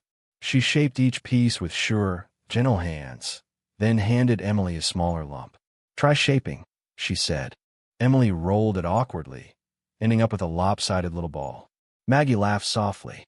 "It doesn't have to be perfect. Bread forgives you. That's another lesson. Imperfection doesn't mean failure."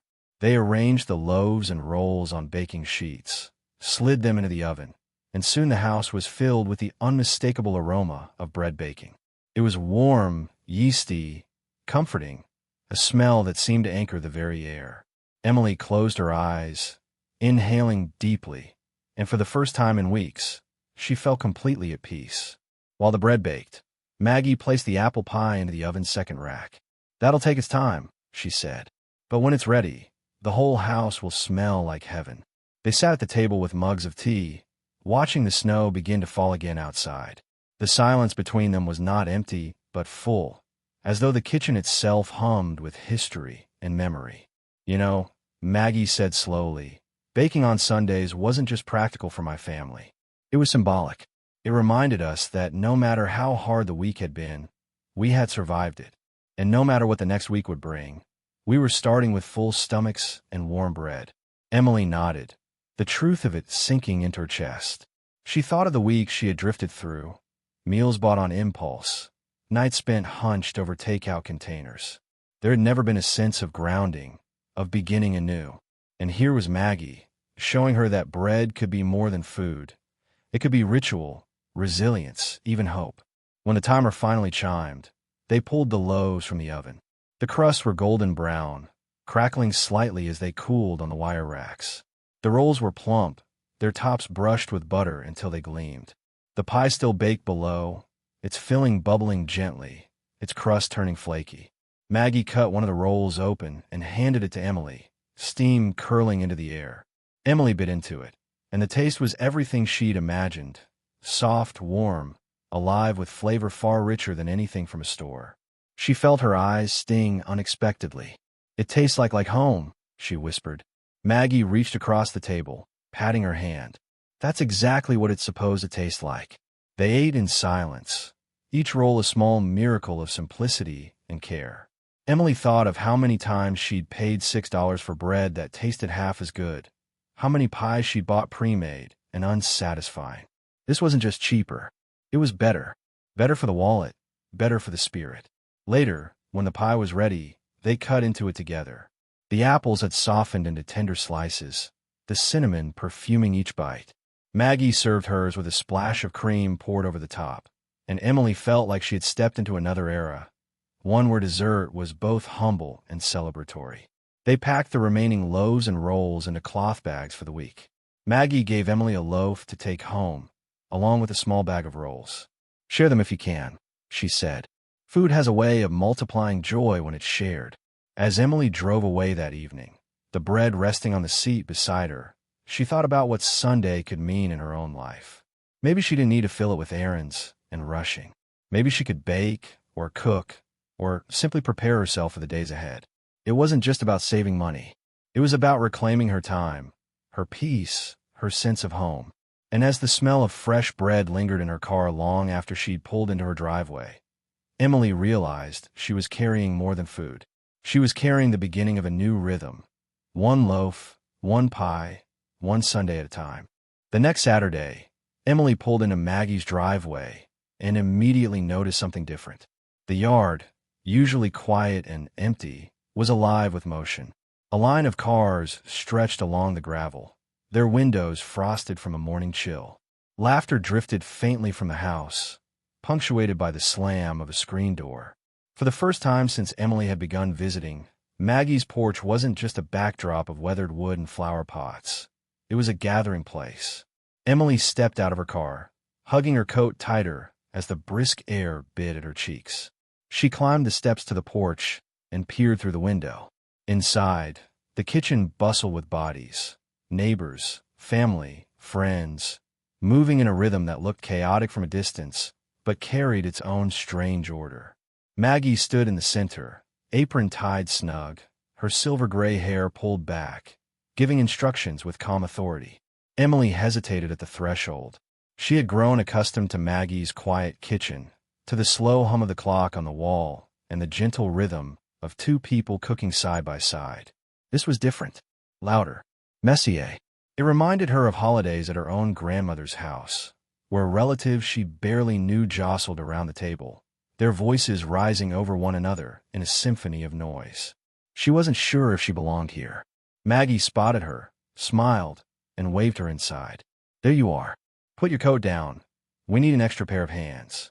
Emily hung her coat, suddenly aware of all the eyes turning toward her. Maggie introduced her quickly to the group. A cousin named Ruth with a laugh that filled the room, a neighbor named Tom who already had flour smudged across his cheek, and two teenagers who were helping roll dough with the kind of exaggerated size only teenagers could manage. "This is Emily," Maggie said. "She's been learning with me." There was pride in her tone, a subtle gesture of inclusion that made Emily's chest warm. Maggie guided her to the counter, where a mountain of potatoes waited to be peeled. "We're feeding 30 tonight," she said matter-of-factly, handing Emily a peeler. "So there's no time to be shy." 30, Emily repeated, nearly dropping the potato. "Are you serious?" "As a church bell," Maggie replied, already turning back to the stove where onions sizzled in a pan. "Don't worry, it sounds like more than it is. Cooking for a crowd just means multiplying what you do for a family. It's about stretching flavors, balancing portions, and never forgetting that the point is togetherness, not perfection." Emily began peeling, her movements awkward at first. She glanced around the room, taking in the organized chaos. One person chopped carrots, another stirred a pot. Someone else washed dishes as they piled up. The counters overflowed with ingredients: sacks of flour, jars of beans, baskets of apples, trays of chicken. And somehow, Maggie seemed to have a hand in everything, directing, encouraging, correcting gently when needed. "What's the occasion?" Emily asked. "No occasion," Maggie said. "At least not in the way you're thinking. Just neighbors coming together. A few families have had hard weeks, bills piling up, sickness in the house. I remember what it was like when a meal shared meant survival, not celebration. So I keep the tradition alive. Once in a while, we cook big, we cook cheap, and we cook enough for everyone." Emily absorbed the words, her hands working faster as the pile of peeled potatoes grew. She thought of her own apartment, where cooking for one often felt lonely, like an afterthought squeezed between work and sleep. She had never considered that cooking could be communal, that it could be a form of generosity, as much as necessity. By the time she finished peeling, the room was filled with rich smells: garlic mingling with herbs, roasted chicken warming in the oven, beans simmering in a massive pot. Maggie showed her how to cube the potatoes into even chunks, explaining that they would be boiled and mashed, then stretched with milk and butter to serve a small army. "The trick," Maggie said, "is always to make simple foods that scale. Potatoes, beans, rice, pasta, they feed many without costing much. Add flavor with herbs, spices, or sauces, and no one notices the meal is humble. They just notice they're full." Emily nodded, carefully chopping as she listened. Around her, the rhythm of the kitchen continued. Ruth laughed at one of Tom's jokes. The teenagers argued over whose dough ball looked more like a proper roll, and Maggie hummed softly to herself as she stirred a pot of gravy. The noise should have been overwhelming, but instead it felt grounding. Everyone had a role, a purpose. The tasks were simple, but together they added up to something much larger. Emily felt a surprising sense of belonging as she worked, as if the act of chopping potatoes tied her into the fabric of the group. Hours passed in a blur of motion. Pots clattered, ovens opened and closed, voices rose and fell. Maggie moved among them like a conductor, her presence steady and reassuring. Emily found herself laughing with Ruth, teasing the teenagers, even exchanging quiet conversation with Tom as they both mashed mountains of potatoes. The work was hard, but it was softened by the laughter, by the shared effort, by the knowledge that soon it would all be eaten together. Finally, as the sun began to set and the kitchen glowed golden with lamplight, the meal came together. 2 long tables had been set up in the living room, covered with simple white cloths.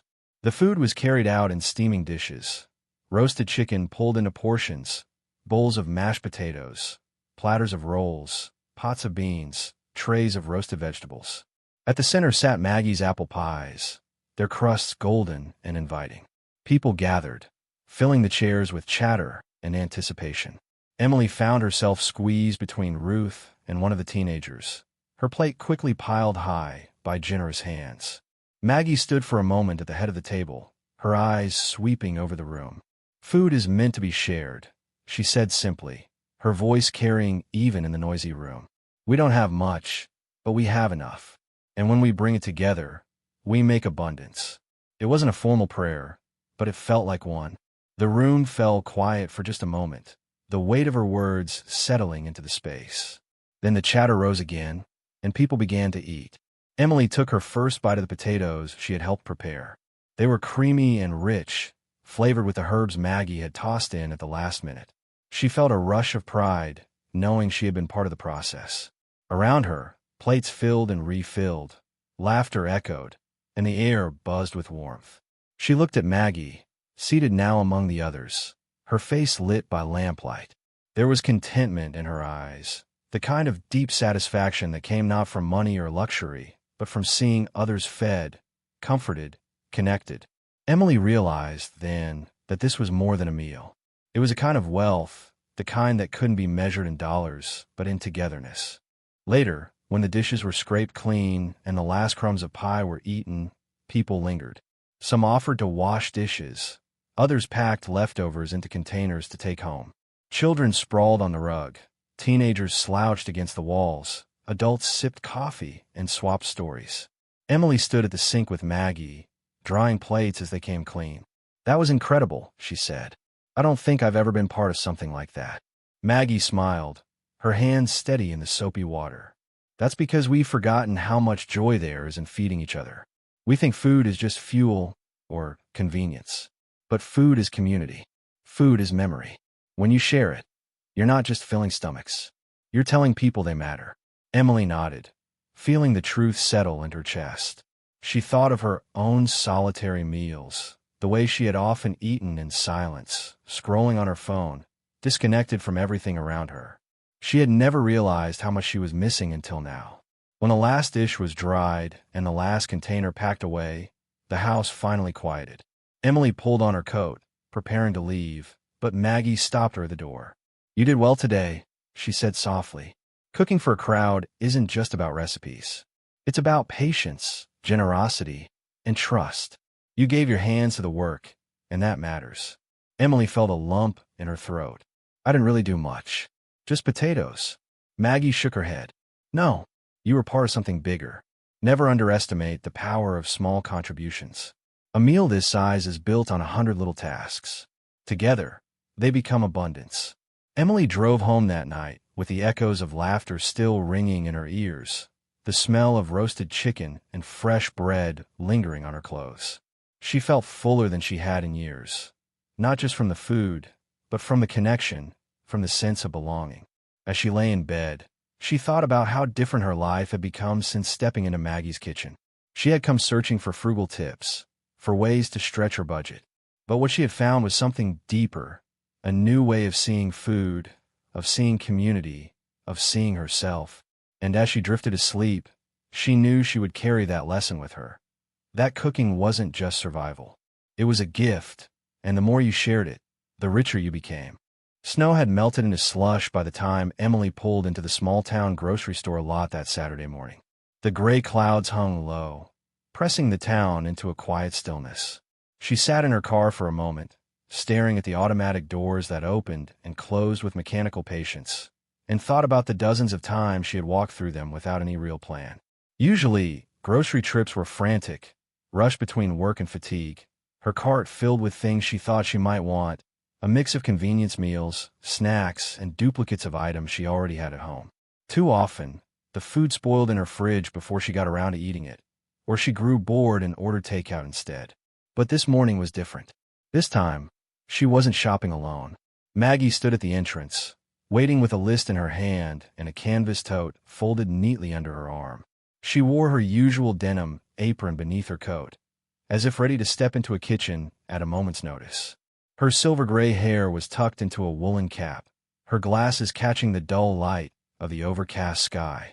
When she saw Emily, her face softened into a smile. "Ready?"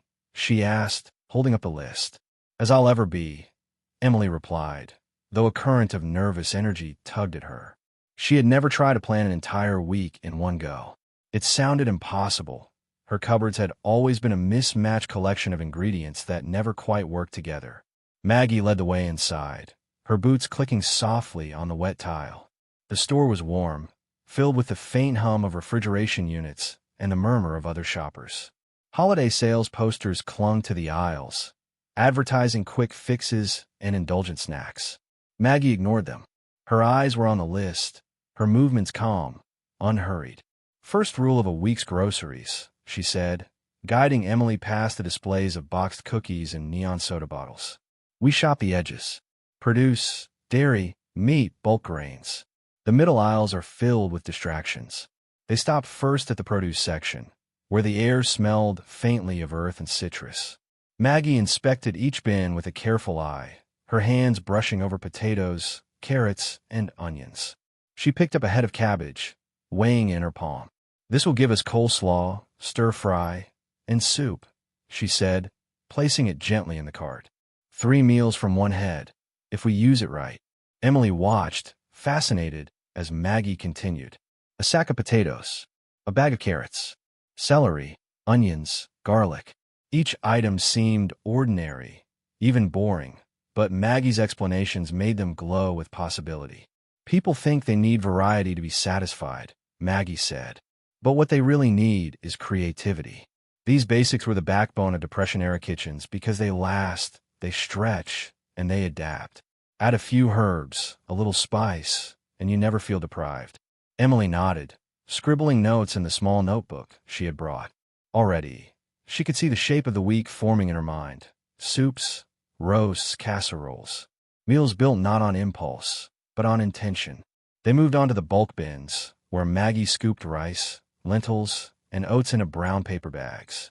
"Staples," she explained. "A little rice can turn leftovers into a meal. Lentils give you protein without the cost of meat. And oats, well, they'll carry you through breakfast for pennies a serving." At the meat counter, Maggie was selective. She bought chicken thighs instead of breasts, explaining they were cheaper and more flavorful. A small roast, not large, but enough to serve one dinner and then stretch into sandwiches and stew. Ground beef for casseroles and sauces. Nothing extravagant, just enough to anchor the week.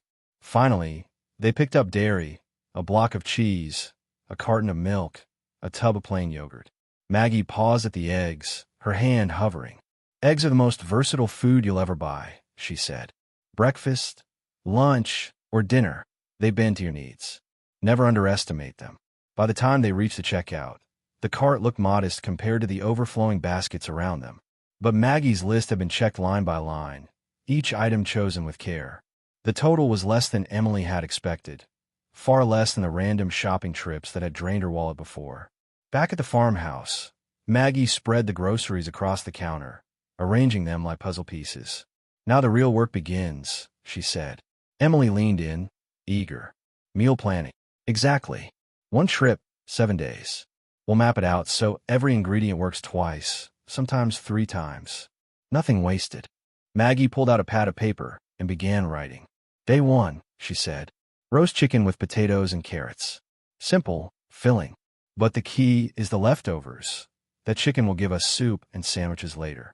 She scribbled notes, her pen moving steadily. "Day 2, we'll make lentil stew. Cheap, hearty, and it reheats beautifully. Day 3, cabbage stir-fry with rice. Then coleslaw from the same head of cabbage, to go with sandwiches made from the leftover roast." Emily's eyes widened as the plan took shape. Maggie wasn't just cooking meals. She was weaving a web where each dish supported the next. Each ingredient carried its weight. Day 4, beef casserole. We'll stretch the ground meat with rice and beans, top it with cheese, bake it until it bubbles. Day 5, vegetable soup, all the bits, and ends that might go bad otherwise. Day 6, oatmeal for breakfast, then egg frittata for dinner, packed with vegetables. Day 7, finish with whatever remains, maybe sandwiches, maybe pancakes if there's flour and milk left. She set down the pen, the plan complete, and there you have it. A week of meals, 1 trip, nothing wasted.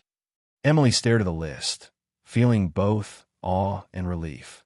For years, food had been a source of stress. Too much spent, too much wasted, too little satisfaction. But here, in neat handwriting, was proof that it could be different, that she could have enough, eat well, and still save. "Doesn't it get boring?" she asked. Maggie shook her head. "Not if you see it as an opportunity. Spices, sauces, little touches, they change everything. A potato can be roasted, mashed, fried, or turned into soup. Eggs can be scrambled, baked, poached. Variety comes from imagination, not money. They began cooking the first meal together, the roast chicken with potatoes and carrots. The oven warmed the kitchen, the smell filling every corner of the farmhouse. Maggie showed Emily how to tuck garlic and herbs beneath the chicken's skin, how to arrange the vegetables so they roasted evenly. As they worked, Maggie told stories of her grandmother's own meal planning. She used to keep a notebook, she said, with the week's meals written out. It wasn't fancy, just pencil on paper, but it kept her focused. She knew exactly how far her groceries would stretch, and she could sleep at night knowing her family would eat. Emily thought of her own restless nights, staring at an empty fridge or scrolling food delivery apps. A notebook sounded almost laughably simple, and yet it was exactly what she needed. When the chicken emerged from the oven, golden and crisp, they sat together at the table. The meat was tender, the potatoes soft and fragrant, the carrots caramelized at the edges. It wasn't extravagant, but it felt like abundance. Afterward, Maggie carefully carved the remaining chicken, setting aside portions for soup and sandwiches. She tucked the bones into a pot of water to simmer overnight into broth. Nothing wasted, everything used. As the evening settled, Emily copied the meal plan into her notebook, her handwriting shaky but determined. She felt a new kind of power, not flashy or dramatic, but steady. For the first time, food wasn't a source of anxiety. It was a plan, a rhythm, a foundation she could build on. Maggie watched her with quiet satisfaction. "You're learning," she said softly, "and that's the real secret. Saving money, stretching meals, it isn't about deprivation. It's about intention. When you plan, you free yourself from chaos. And when you free yourself from chaos, you find peace." Emily closed her notebook, her fingers resting on the page, as if to anchor it.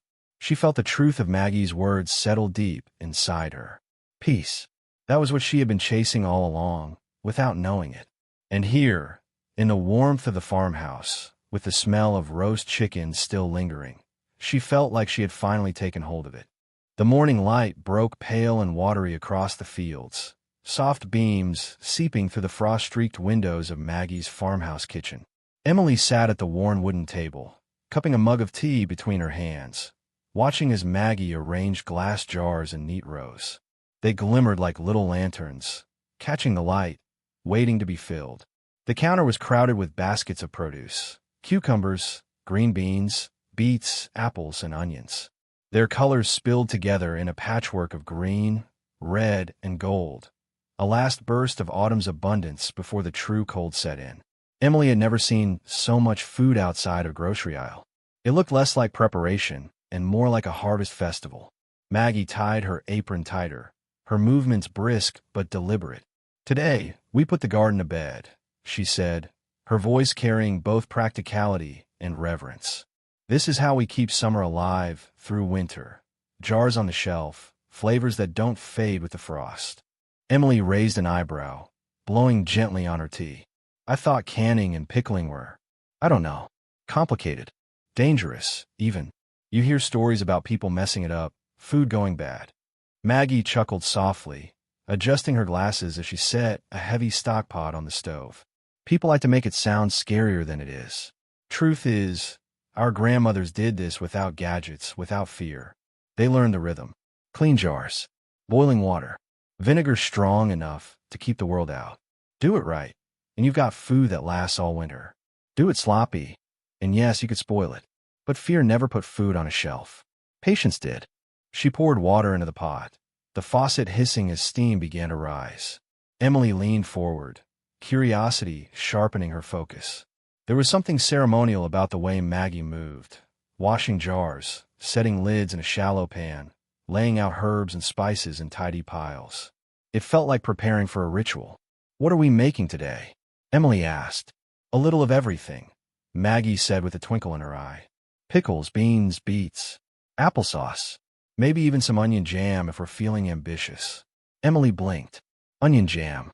You'll see," Maggie replied with a smile. "Sweet and savory, perfect on bread or alongside meat. Strange at first, but it keeps beautifully. That's the point." We're building shelves, not just meals. Winter food. The words landed with weight. Emily thought of her own tiny kitchen back at the apartment, the nearly empty pantry, the fridge that always seemed too bare or too cluttered. She'd never once considered that she could build her own reserves, that she could create abundance to carry her through months ahead. Her idea of food had always been immediate, short-term. Buy, cook, eat, repeat. Maggie's vision stretched across seasons, tying today's effort to tomorrow's survival. Maggie handed her a knife and a cutting board. Start with cucumbers. Quarter them lengthwise, neat and even. We'll pack them with garlic and dill. Emily took the knife, steadying herself. She sliced carefully, the crisp snap of each cucumber echoing in the warm kitchen.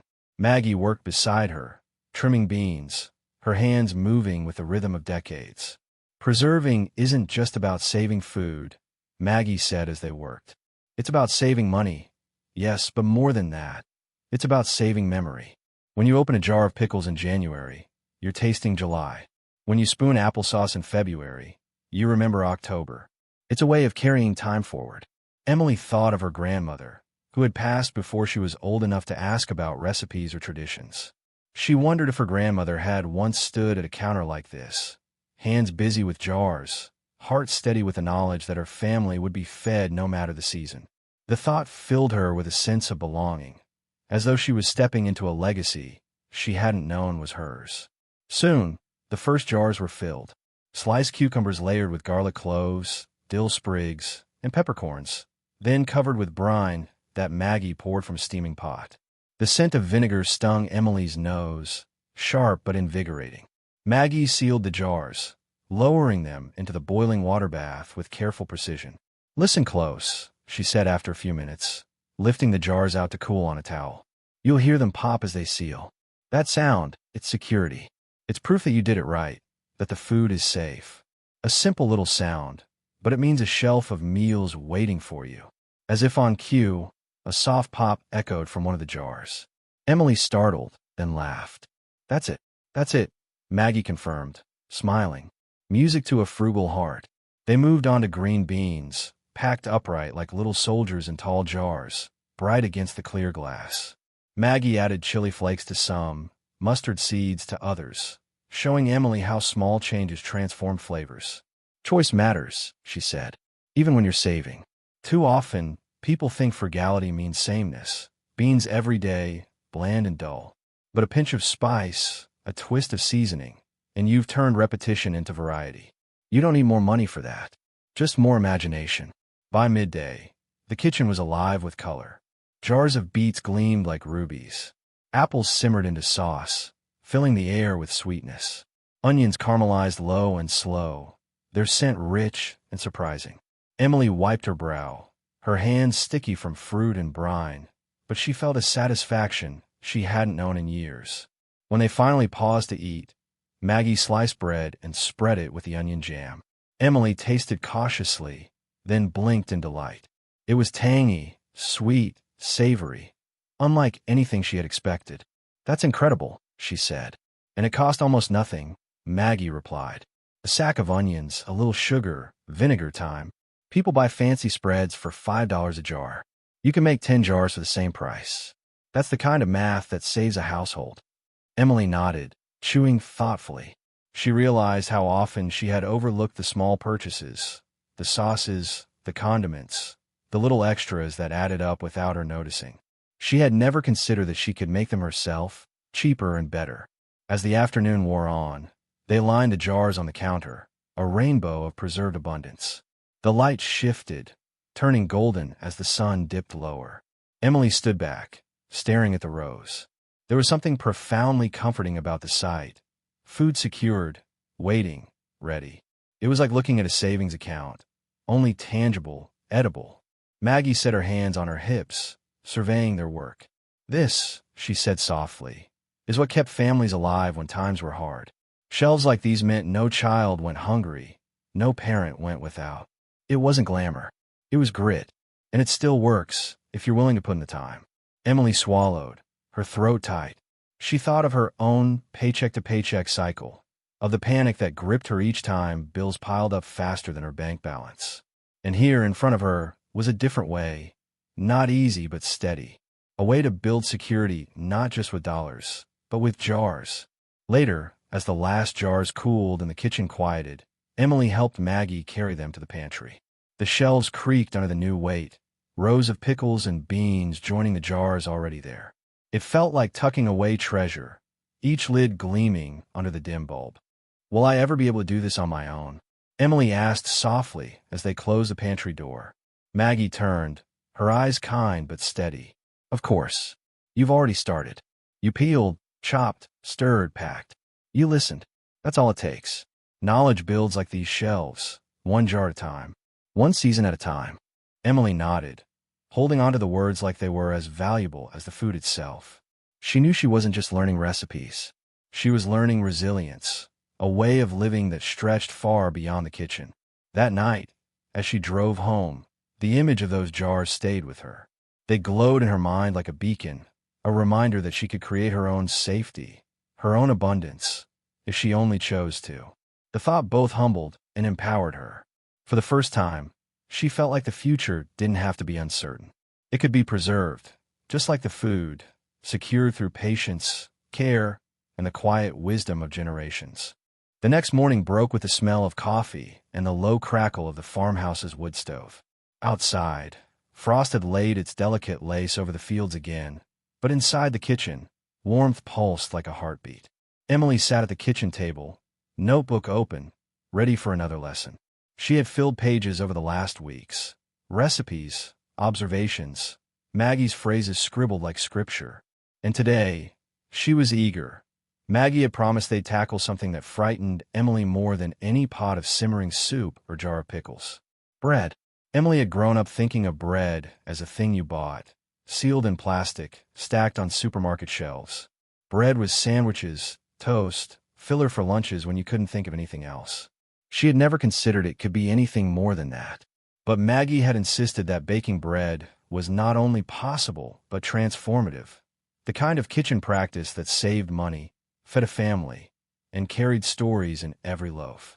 Maggie moved slowly but purposefully that morning, setting out flour, yeast, salt, and water on the counter. She wore her faded denim apron as always, glasses perched low on her nose, her silver-gray hair tied back into its loose bun. She handled each ingredient as though introducing Emily to old friends. 4 things, she said, tapping the bags and jars. That's all you need.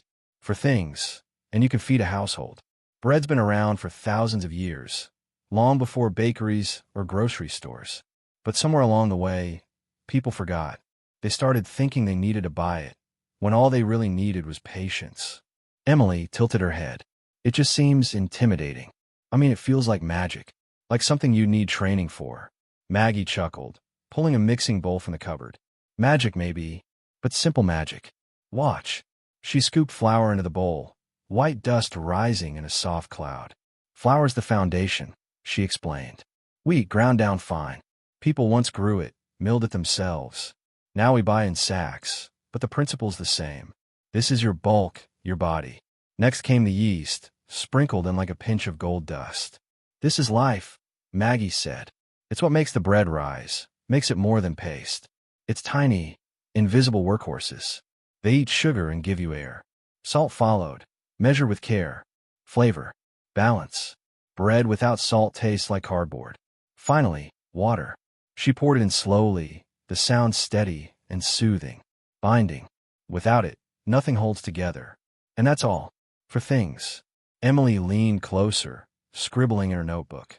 But when Maggie dipped her hands into the mixture and began to knead, Emily froze. No mixer? She asked, glancing at the old kitchen where no modern appliances hummed. Maggie shook her head, her hands working the dough with slow strength. Hands are the original tools. Feel is important. You learn the dough's language. Too sticky? Add flour. Too dry? Add water. Machines can't tell you that, but your hands can. Emily hesitated, then rolled up her sleeves. Maggie pushed the bowl toward her. Go on. Don't be shy. Emily slid her hands into the dough. It clung to her fingers, cool and tacky, a strange living thing. She pressed and folded, uncertain. Maggie guided her gently, showing her how to push with the heel of her hand, then fold the dough back, turn it, and press again. It's like breathing, Maggie said softly. Push, fold, turn. Push, fold, turn. The dough will tell you when it's ready. Smooth, elastic, holding itself together. At first, Emily felt clumsy. The dough stuck to her skin, smeared across her palms. But slowly, under Maggie's watchful eye, she found the rhythm. Push, fold, turn. Push, fold, turn. Her muscles began to relax, her movements more natural. She realized she was no longer just following instructions. She was listening, sensing, responding. Feels alive, she murmured. Because it is, Maggie replied. That's the lesson. Bread is alive. It teaches you patience, teaches you respect. You can't rush it. If you do, it punishes you with bricks instead of loaves. Emily laughed, glancing at Maggie's knowing smile. She could almost see the generations of women behind her, hands working dough in kitchens lit by fire or candlelight. There was something profoundly human in the act, something grounding. Once the dough was smooth, Maggie shaped it into a ball and placed it in a greased bowl, covering it with a clean cloth. She set it near the stove, where the gentle heat would coax it into rising. Now we wait, she said, wiping her hands. Bread teaches you to slow down, teaches you that good things take time. They sat with tea as the dough rose, the kitchen filled with a quiet expectancy. Emily found herself glancing at the covered bowl every few minutes, as though watching a miracle unfold. When at last Maggie lifted the cloth, Emily gasped. The dough had doubled in size, puffed up like a soft pillow. It worked, she whispered. Of course it did, Maggie said, her tone calm, almost amused. Why wouldn't it? The world wants to provide, if you give it the chance. They punched the dough down, kneaded it lightly again, then shaped it into loaves. Maggie explained how this stage gave the bread structure, how air pockets would form, how the crust would brown in the heat. Emily listened intently, absorbing every detail. When the loaves slid into the oven, the kitchen transformed. The smell of baking bread seeped into every corner, warm and yeasty, filling Emily's chest with something she couldn't name. It was comfort, memory, security, all rising together in one fragrance. As they waited, Maggie leaned back in her chair. You know, during the Depression, bread wasn't just food. It was survival. Flour was cheap, and a loaf could stretch a stew or feed a child. People made it daily. Some bartered with it. Others gifted it to neighbors. Bread wasn't background. It was center stage. Emily nodded slowly. And now it's just plastic on a shelf. Maggie's eyes twinkled. But you've felt the difference already, haven't you? When you make it, you respect it. You slice it carefully. You savor it. You don't waste it. That's what frugality is about. Respect. Respect for food, for money, for time. The timer dinged. Maggie rose and pulled the loaves from the oven. Emily stared as golden crusts crackled in the cool air, steam rising faintly. She reached out, almost reverent, and touched the warm surface. They sliced the first loaf while it was still hot, butter melting into the soft crumb. Emily took a bite, her eyes widening. This is nothing like store bread, she said, her voice hushed. Of course not, Maggie replied. Because this is yours. You shaped it. You waited for it. You honored it. That changes everything. They ate in silence for a moment, savoring the simple miracle. Emily thought of all the loaves she had bought in her life, each one forgotten as soon as it was gone. But this she would remember. She realized she could make bread for pennies compared to the price of the store. She realized she could freeze extra loaves, gift them, use them as the backbone of meals. And more than that, she realized she was learning not just to save money, but to build something tangible with her own hands.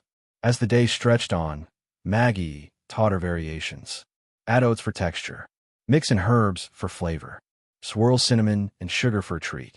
Each loaf still came back to the same foundation: flour, yeast, salt, water. For things, infinite possibilities. By evening, the counter was lined with cooling loaves. Emily stood over them, feeling both tired and exhilarated. The sight was abundance itself, rows of food she had helped create, food that would last, food that cost a fraction of what she used to spend. Maggie placed a hand on her shoulder. Bread isn't just food, she said softly. It's proof. Proof that you don't need to depend on shelves and prices. Proof that you can create enough with your own two hands. Once you learn that, the world feels less frightening. Emily swallowed, emotion catching in her throat. She understood now why Maggie had insisted on this lesson. Bread wasn't just about saving money. It was about reclaiming agency, about realizing she could meet her needs without waiting for someone else to provide. That night, Emily tucked a still warm loaf into her tote bag to take home. As she drove through the dark, the smell filled her car, wrapping her in comfort. For the first time in years, she felt like she wasn't chasing security. She was baking it, shaping it, pulling it hot from the oven with her own hands. And that was a kind of wealth no paycheck had ever given her. The wind had picked up by late afternoon, rattling the loose shutters on Maggie's farmhouse and pushing long shadows across the fields. Inside, though, the kitchen glowed with lamplight, steady and golden, a small defense against the creeping cold. Emily dropped her coat over the back of a chair and rubbed her hands together for warmth. She had come straight from work, her mind buzzing with the usual math, bills, rent, groceries. But the moment she stepped into Maggie's kitchen, the world shifted. The smell of simmering broth filled the air, earthy and savory, wrapping itself around her like a blanket. Maggie was already at the stove, a stock pot bubbling gently before her. She turned as Emily entered, her apron flecked with bits of parsley and onion. "Good timing," she said, lifting the lid to reveal a broth rich with color. "We're talking soups today. The poor man's feast. The smart woman's trick. And one of the best tools you'll ever have for saving money." Emily slid into her usual seat at the table, pulling her notebook from her bag. "I thought soups were, well, just soup. Something you eat when you're sick or when you don't have anything else." Maggie laughed, the sound warm and knowing. "That's one way of looking at it. But soup is more than that. Soup is the art of enough. You take what looks like scraps, bones, peels, ends of vegetables, and you make them into meals that stretch for days. It's history, Emily. It's how families survived the Depression. You could feed 6 people on almost nothing if you knew how to coax flavor from what most folks would throw away." Emily leaned forward, inhaling deeply. The aroma was layered. The sweetness of carrots, the sharpness of onion, the deep savory note of bones that had been simmering for hours. Her stomach growled, and she realized she hadn't eaten since lunchtime. "What's in there?" she asked, gesturing to the pot. "Nothing fancy," Maggie replied. She lifted a ladle and poured some broth into a mug, handing it to Emily. Steam curled upward, carrying with it the scent of herbs. Chicken bones from last week's roast, onion skins, carrot tops, a celery stalk that was starting to wilt, bay leaf, a few peppercorns, water. That's all. Simmer it long enough, and you've got gold." Emily sipped cautiously, then closed her eyes. The broth was rich, almost velvety, filling her mouth with warmth that spread down to her chest. It tasted like more than food. It tasted like care. This tastes expensive," she said in wonder. "That's the trick," Maggie said with a smile. "It costs almost nothing, but it tastes like everything. People waste so much without even thinking.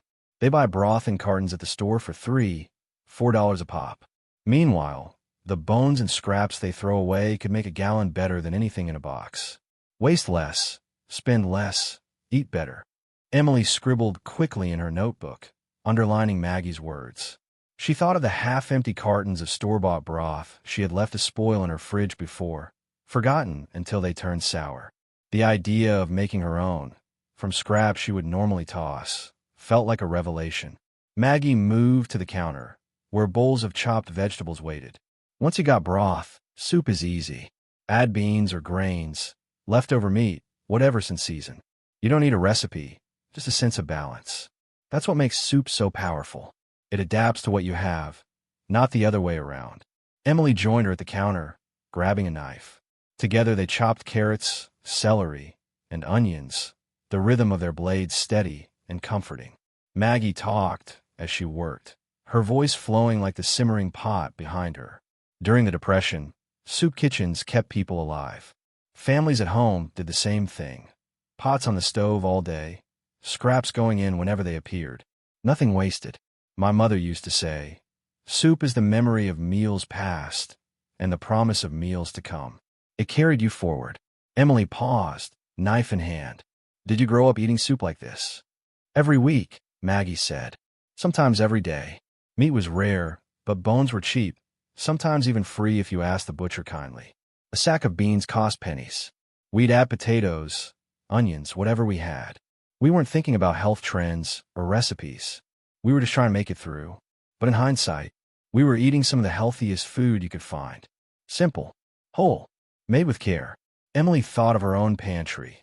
Cans of soup she had bought for convenience, sodium-heavy and bland. They had been meals of desperation, not comfort.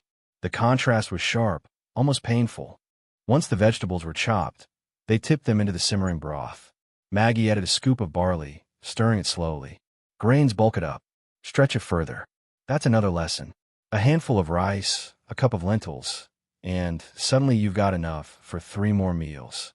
That's how you beat hunger without beating your wallet. The kitchen filled with the sound of bubbling, the fragrance deepening. Emily felt herself relax, the tension in her shoulders easing. It was as though the soup itself was working on her, softening more than just vegetables. As the pot simmered, Maggie pulled a faded envelope from a drawer. Inside were yellowed recipe cards, some written in her careful hand, others in older, fading ink. She laid them on the table, smoothing the edges. "These are family recipes," she said softly, "but not in the way most people think. They're not exact measurements or gourmet dishes. They're reminders. A note that lentils and garlic go well together. A scribble about adding vinegar to bean soup for brightness. These are the whispers of women who cooked before me, women who survived harder times than I can imagine. And they all knew one truth: soup saves." Emily touched one of the cards, the ink smudged at the corner. It felt like holding history in her hand, tangible proof that frugality wasn't new, wasn't trendy. It was timeless. By the time the soup was ready, the sky outside had darkened. Maggie ladled steaming bowls and set them on the table, adding thick slices of the bread they had baked the day before. The combination was almost overwhelming. The broth rich, the vegetables tender, the grains hearty.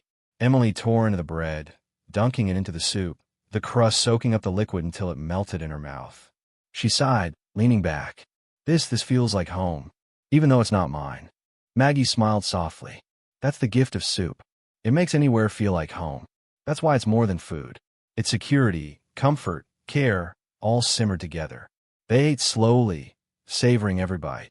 Emily found herself thinking differently as she swallowed each spoonful. She realized she could make a pot of soup on Sunday and eat well all week, spending almost nothing. She realized she could freeze portions, share with neighbors, bring a jar to a friend in need. Soup wasn't just food. It was community. After they finished, Maggie showed her how to strain and save the leftover broth, pouring it into glass jars. "Never waste it," she said firmly. "It's liquid gold. Use it for rice, for sauces, for the next soup. Everything leads to something else. That's how frugality works." Emily nodded, absorbing every word. She thought of the bags of bones she would throw away after making chicken, the carrot end she discarded without a thought. They weren't trash. They were the beginning of something nourishing. Later, as she packed up to leave, Emily looked at the jars of broth cooling on the counter. They glowed faintly in the lamplight, golden and warm, like savings in a bank she could actually touch. She felt a swell of pride, as though she had made something lasting, something that mattered. Driving home, the smell of soup clung to her clothes. She imagined herself making it in her tiny apartment, a pot simmering on the stove, jars lined up on the counter. She imagined inviting friends over, feeding them from her own hands, offering comfort without spending beyond her means. The thought filled her with a joy she hadn't expected. And she knew soup would no longer be an afterthought. It would be a foundation, a way forward, a reminder that scraps, like people, could be transformed into something sustaining, something beautiful, if only given time and care. The storm rolled in quietly that evening, sheets of rain tapping the windows while thunder rumbled somewhere far across the fields. Maggie lit a second lamp in the kitchen, its glow softening the corners of the room. The farmhouse felt cocooned, sealed against the weather. Emily hung her damp coat by the door and shook droplets from her braid, then turned to the table where a sack of beans sat waiting, as unassuming as pebbles. She raised her eyebrows. "This is it. Just beans. Maggie, already tying on her apron, chuckled. Just beans, she says. You'll see. People overlook them now, but in hard times, beans were kings. Cheap, filling, versatile, shelf-stable for months, even years, and packed with protein. You can live off them if you need to. A humble bean can feed a giant. Emily took her seat, pulling out her ever-expanding notebook. The bag of beans was heavy in her lap, each small shape clicking against its neighbor like dry stones. She had walked past bins of them in grocery stores, ignored cans stacked in rows, assuming beans were side dishes at best. The idea of them as a main course seemed almost laughable. But then, she had thought the same about bread and broth, until Maggie had shown her otherwise. Maggie poured a handful of beans onto the table, the little speckled ovals scattering across the wood. She picked one up and held it between her fingers. Do you know what this is? It's a promise. A bean is a seed. You could plant it, and it would grow. Or you can cook it, and it will feed you. Either way, it carries potential far bigger than its size. Emily studied the beans in her palm. I've only ever opened a can of them. Never these. That's most folks today, Maggie said, shaking her head. But canned beans are like shortcuts that cost you more. These, a whole pound costs less than a single can. And with a little time, you'll get enough meals for days. That's the lesson here. Trade a bit of time for a lot of savings. And flavor. She fetched a colander and guided Emily to rinse the beans under the tap, water running cloudy at first, then clear. The sound filled the kitchen like a quiet rain. Emily swirled them with her hand, surprised at the small pleasure in watching them gleam. Now we soak, Maggie said, pouring the beans into a big bowl and covering them with water. Overnight if you can. It softens them, makes them cook faster and gentler on your stomach. But if you forget, there are quick methods too. The point is, they'll give back whatever effort you put in. Emily nodded, jotting notes furiously. She realized with a start that her handwriting had shifted over the weeks, from hurried scribbles to steadier script, almost like she was slowing down to match the rhythm of Maggie's lessons. While the beans soaked, Maggie laid out an array of ingredients on the counter. Onions, garlic, carrots, a jar of dried herbs, a heel of ham saved from a roast weeks ago, wrapped carefully in wax paper. We're making bean stew tonight, she announced. A Depression staple. Some families had meat, some didn't. But beans don't care. They'll shine either way. You build flavor around them.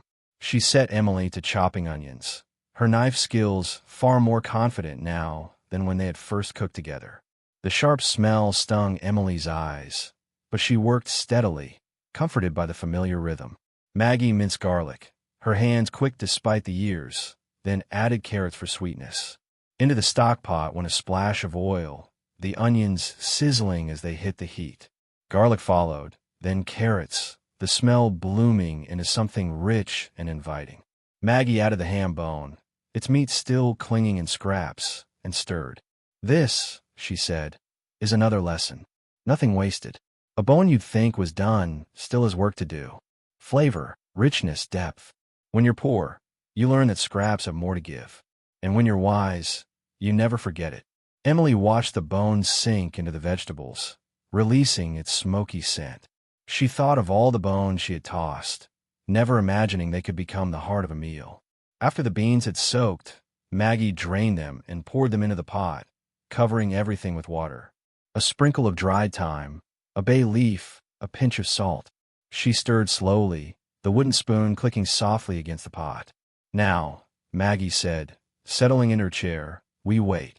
The stew simmered for hours, the beans softening, swelling, absorbing flavor until they were no longer dry pebbles but tender morsels steeped in the essence of vegetables and bone. The smell grew deeper with every passing minute, filling the farmhouse until it seemed impossible that something so simple could smell so abundant. Emily closed her notebook and simply breathed it in, her stomach growling. I don't know how people forgot this, she murmured. Maggie sipped her tea, eyes thoughtful. Convenience, she said. We traded time for speed. We traded patience for plastic packaging. And we paid more for less. But those who remember, who are willing to soak and simmer, they'll never go hungry. They spoke quietly as the pot worked. Maggie told stories of her childhood, when beans were served 3, 4 nights a week. We'd mash them on a bread. We'd stir them into soups. My mother would stretch them with potatoes when there wasn't enough to go around. We got tired of them sometimes, sure, but we were never empty. And when you're poor, full matters. Emily thought of her own grocery bills. How protein was always the most expensive part. Chicken, beef, fish, all climbing in price. She realized beans could replace them, at least part of the time, and save her more than she had thought possible. Finally, Maggie ladled the stew into bowls. The beans were tender, the broth thickened slightly by their starch, the vegetables softened to sweetness. Emily dipped her spoon, blew gently, and took a bite. It was astonishing. The beans were creamy, rich with smoky ham, layered with the flavor of onion and garlic. It didn't taste like poverty. It tasted like comfort, like abundance born of patience. She tore a piece of yesterday's bread, dunked it, and let it soak up the broth. It melted on her tongue. She closed her eyes, smiling. "This," she whispered, "is feast food." Maggie grinned. "Exactly. And tomorrow, when it's had a night to rest, it'll taste even better." That's another secret of beans. They improve with time. They reward you twice. Emily looked at the pot, still half full. "There's so much left." "On purpose," Maggie said. "Tonight it's stew. Tomorrow, mash it and spread it on toast. The next day, blend it smooth for soup. Or freeze it for weeks ahead. One pot, for meals, all from a sack that costs less than a cup of coffee." Emily shook her head in disbelief. She could see it now, buying beans in bulk, soaking them on weekends, stretching them into endless meals. It wasn't deprivation. It was strategy. As rain drummed on the roof, they lingered at the table, bowls in hand, the simple food filling them with warmth. Emily realized she wasn't just learning recipes anymore. She was learning resilience. She was learning that survival didn't have to feel like suffering. It could feel like this: a kitchen filled with laughter, rain outside, the rich comfort of beans and bread on the table. When she finally gathered her things to leave, Maggie pressed a jar of the stew into her hands. "For tomorrow," she said. "So you remember." Driving home, Emily kept glancing at the jar beside her, glowing faintly in the lamplight. It wasn't just food. It was proof that she could thrive on less, that the world still offered abundance if you knew where to look. And tonight, it looked like beans. The first frost had settled across the fields like a lacework veil, shimmering in the pale dawnlight. Emily's breath clouded the air as she hurried up the path to Maggie's farmhouse, her scarf tight around her neck. Winter was no longer a rumor.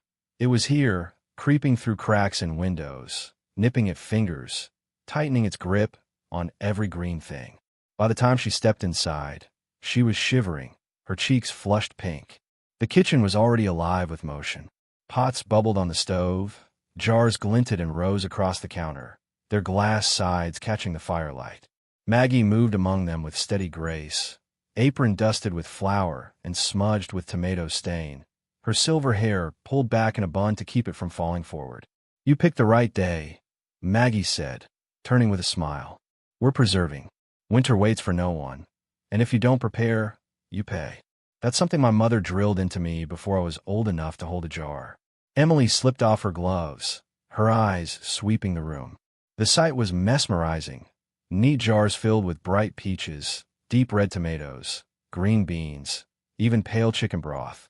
It looked like treasure lined up across the counters, wealth you could eat. "Did you make all of this?" she asked, her voice tinged with awe. Maggie chuckled. "Bit by bit. A jar here, a jar there. It adds up. And come January, when the snow's piled high and the grocery bills climb with the heating costs, I'll reach for one of these instead of reaching for my purse." Emily ran her finger along one of the jars, its surface cool and smooth. Inside, golden peach slices glowed like captured sunlight. She imagined cracking it open in the deep cold of February, tasting summer when the world outside was frozen stiff. "I've never canned anything before," she admitted. "It feels old-fashioned, like something out of another century." Maggie's eyes softened. "That's because it is. But old-fashioned isn't a bad thing, Emily. The Depression made everyone into preservers. Nothing wasted, everything stretched. My mother canned, her mother before her. We did it not because it was quaint, but because it meant survival. The shelves in your cellar were your savings account. Every jar was a deposit. Every meal in winter was a withdrawal. And there was no better feeling than knowing you had enough to last. Emily thought about her own pantry, half-empty cereal boxes, cans she forgot to rotate, wilted vegetables she had thrown away more often than she cared to admit. The idea of treating food as a savings account felt radical. Empowering. Maggie set a large pot of water to boil, its lid rattling with the heat. "We'll start with tomatoes," she said, placing a bowl of ripe, red ones on the table. Their skins were taut, their scent sharp and earthy. These were cheap at the farmer's market because they were bruised, too soft for store shelves. Perfect for canning. You see, Emily, preserving is about looking beyond appearances. What others throw away, we see as opportunity. They work together, slipping the tomatoes into the boiling water for a minute, then plunging them into cold to loosen the skins. Emily peeled them carefully, juice running down her fingers, staining her nails. She laughed at the mess, and Maggie laughed with her. "Cooking is supposed to be messy," Maggie said. "It's proof you're living." Once peeled, the tomatoes were chopped and packed into sterilized jars with a sprinkle of salt, Maggie showing Emily how to tap the jars gently to release air bubbles. They lowered the jars into the boiling water bath, the heat sealing them for months to come. The rhythmic clinking of glass filled the room like music. As they worked, Maggie told stories of her childhood winters. "We didn't have grocery stores like you do now. We had cellars, shelves stacked with jars of beans, peaches, pickles, broth. My mother would send me down with a lantern, and I'd run my hands over the jars, choosing what would become dinner. It was magic, opening something you'd put away months before. We weren't rich, but those jars made us feel safe." Emily imagined it, a little girl in a wool dress, carrying light into a dark cellar, her fingers tracing the smooth jars like talismans against hunger. The thought filled her chest with warmth.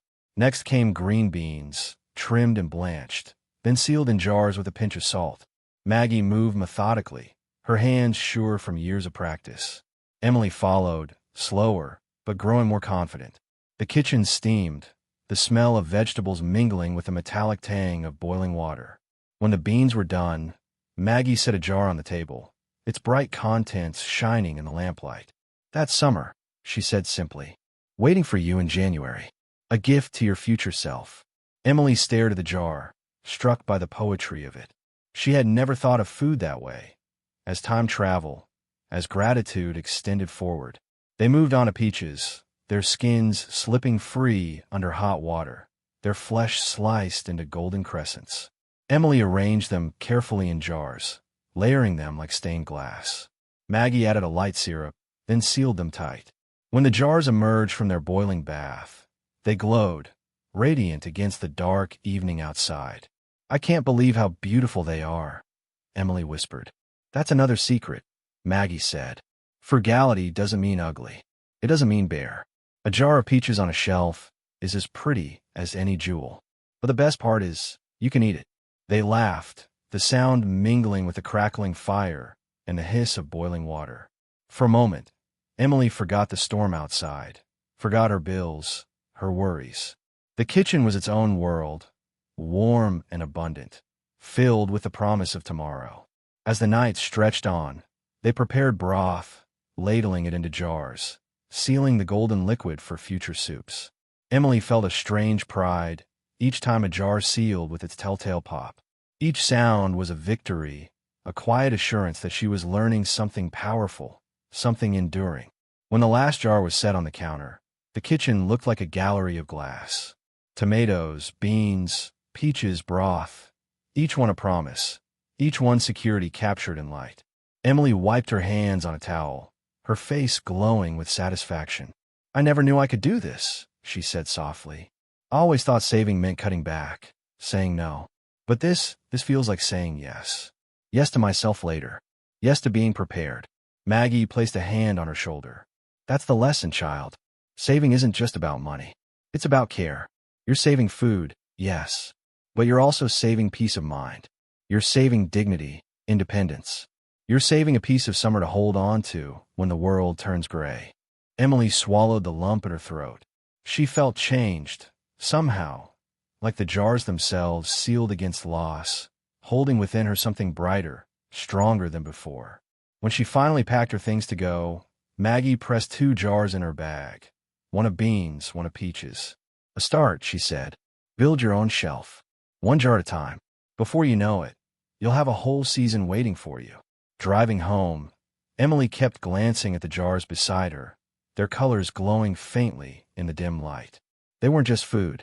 They were proof she could prepare, that she could shape her future with her own hands. She thought of the storms ahead, literal and financial, and for the first time in a long time, she felt ready. Outside, winter pressed closer, but inside in her passenger seat, summer rode with her, sealed tight in glass, waiting. The snow lay heavy across the fields that morning, muffling the world into silence. White drifts pressed against the fences, covering the bare branches, wrapping the earth in a thick quilt. Emily's car crunched up the narrow path, tires breaking the untouched layer of snow. She parked carefully, then pulled her scarf tighter around her neck as she climbed the porch steps, the air sharp and biting. When Maggie opened the door, warmth spilled out in a wave of firelight and baking bread. She ushered Emily in with a smile, cheeks pink from the chill, silver hair pulled back in its familiar bun. Her denim apron was already dusted with flour, her glasses slipping slightly down her nose. You made it through the snow, Maggie said, pulling the door shut against the cold. Good. Today's too important to miss. Emily laughed lightly, stomping the snow from her boots. I almost didn't. The roads were awful, but I couldn't stay away. You said this was the last lesson. Maggie's eyes twinkled as she led the way into the kitchen. The last, yes, but the most important. Everything we've done, the bread, the broth, the beans, the canning, all of it comes down to this. Not just how you feed yourself, but why. The kitchen table was set simply. 2 bowls, 2 spoons, a loaf of steaming bread on a wooden board. The air smelled of yeast and something earthy, comforting. On the stove, a pot simmered, its lid rattling slightly with each bubble. Emily shed her coat and sat, notebook ready though its pages were nearly full.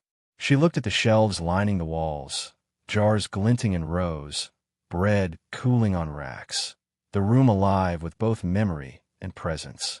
She realized how much time she had spent here, how each lesson had carved itself into her habits. Maggie ladled out 2 bowls of soup, thick with beans, carrots, and broth from one of the jars they had sealed weeks before.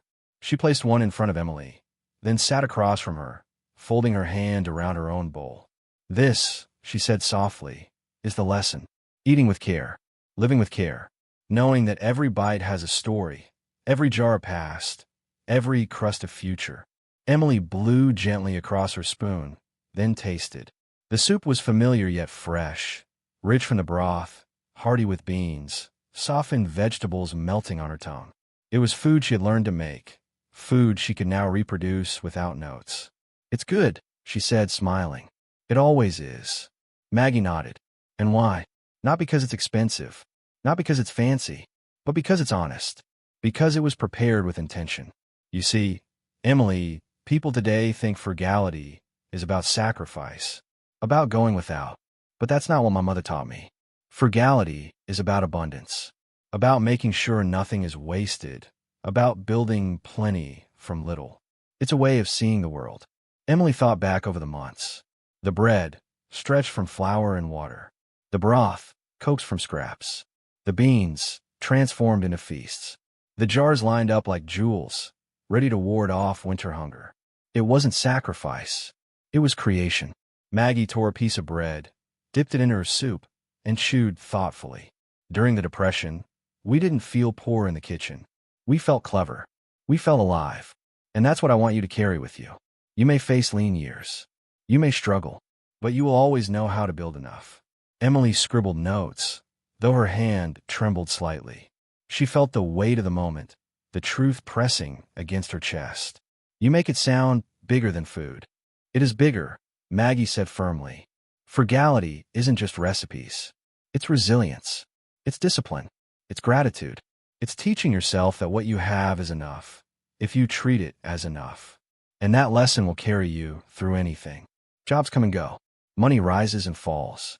But if you can make a feast from beans and bread, then the world can't take your peace away. Emily looked at Maggie's hands, warm but steady, hands that had kneaded dough, stirred pots, sealed jars for decades. They weren't just cooking. They were preserving memory, carrying history forward. Do you ever get tired of it? Emily asked quietly. Of always making do, of never just indulging? Maggie leaned back, her eyes soft. Oh, child, indulgence comes in many forms. Some people buy things to feel rich. I make soup. I open a jar of peaches in February. I sit at a table with someone I love, sharing bread warm from the oven. That's indulgence. That's wealth. And it doesn't fade when the bill comes due. Emily felt tears sting her eyes, though she blinked them away quickly. She thought of her own life, the takeout meals eaten alone, the clothes bought on impulse, the guilt that followed. Compared to this, those indulgences fell hollow, fleeting. Maggie reached across the table and patted her hand. The world will tell you to buy more, to want more. But you'll know better. You'll know that enough is already in your hands, if you treat it with respect. They ate in silence for a while, the storm outside howling against the windows. Inside, the kitchen glowed, warm and safe. Emily savored each bite, each sip, her mind turning over Maggie's words. When the bowls were empty, Maggie rose and retrieved a small wooden box from the shelf. She set it on the table, its surface worn smooth by years of handling. She pushed it toward Emily. "What's this?" Emily asked. Maggie smiled. "My mother's recipe box. Passed down to me, and now to you. Inside, you'll find everything we've cooked together, and more besides. Some written in her hand, some in mine. Spotted with flour, smudged with broth, yellowed with age. They're not just recipes, Emily. They're stories. They're proof that women before you made do, made plenty, made joy out of little. And now you will too." Emily lifted the lid slowly. Inside, stacks of cards, some curling at the edges, lay in neat rows. She picked one up, bean stew, written in looping script, a faint grease stain in the corner. She felt the weight of it, not just paper but history, legacy. I don't know what to say," she whispered. "Say you'll use it," Maggie said simply. "Say you'll keep it alive. Because frugality dies when it's forgotten. And I won't see that happen. Not while I'm still breathing." Emily closed the box, gently, her throat tight. "I'll use it. I promise." Maggie nodded, satisfied. "Then the lesson is yours. You're ready." The clock ticked softly on the wall, the storm still rattling the windows. For a moment, Emily felt the weight of generations settle on her shoulders, not as a burden, but as a gift. She imagined herself years from now, pulling a jar from her own shelf, kneading bread with her own children, telling them the same stories. The thought filled her with quiet joy. When she left later, the snow had stopped. The world glittered under the moonlight, each drift glowing silver.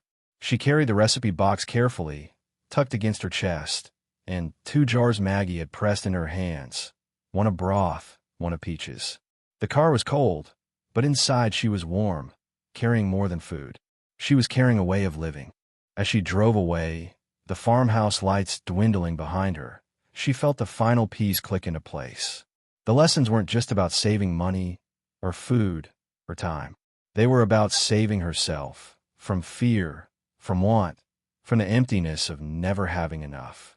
She thought of Maggie's words. If you can make a feast from beans and bread, then the world can't take your peace away. Emily smiled, tears blurring the snowy road.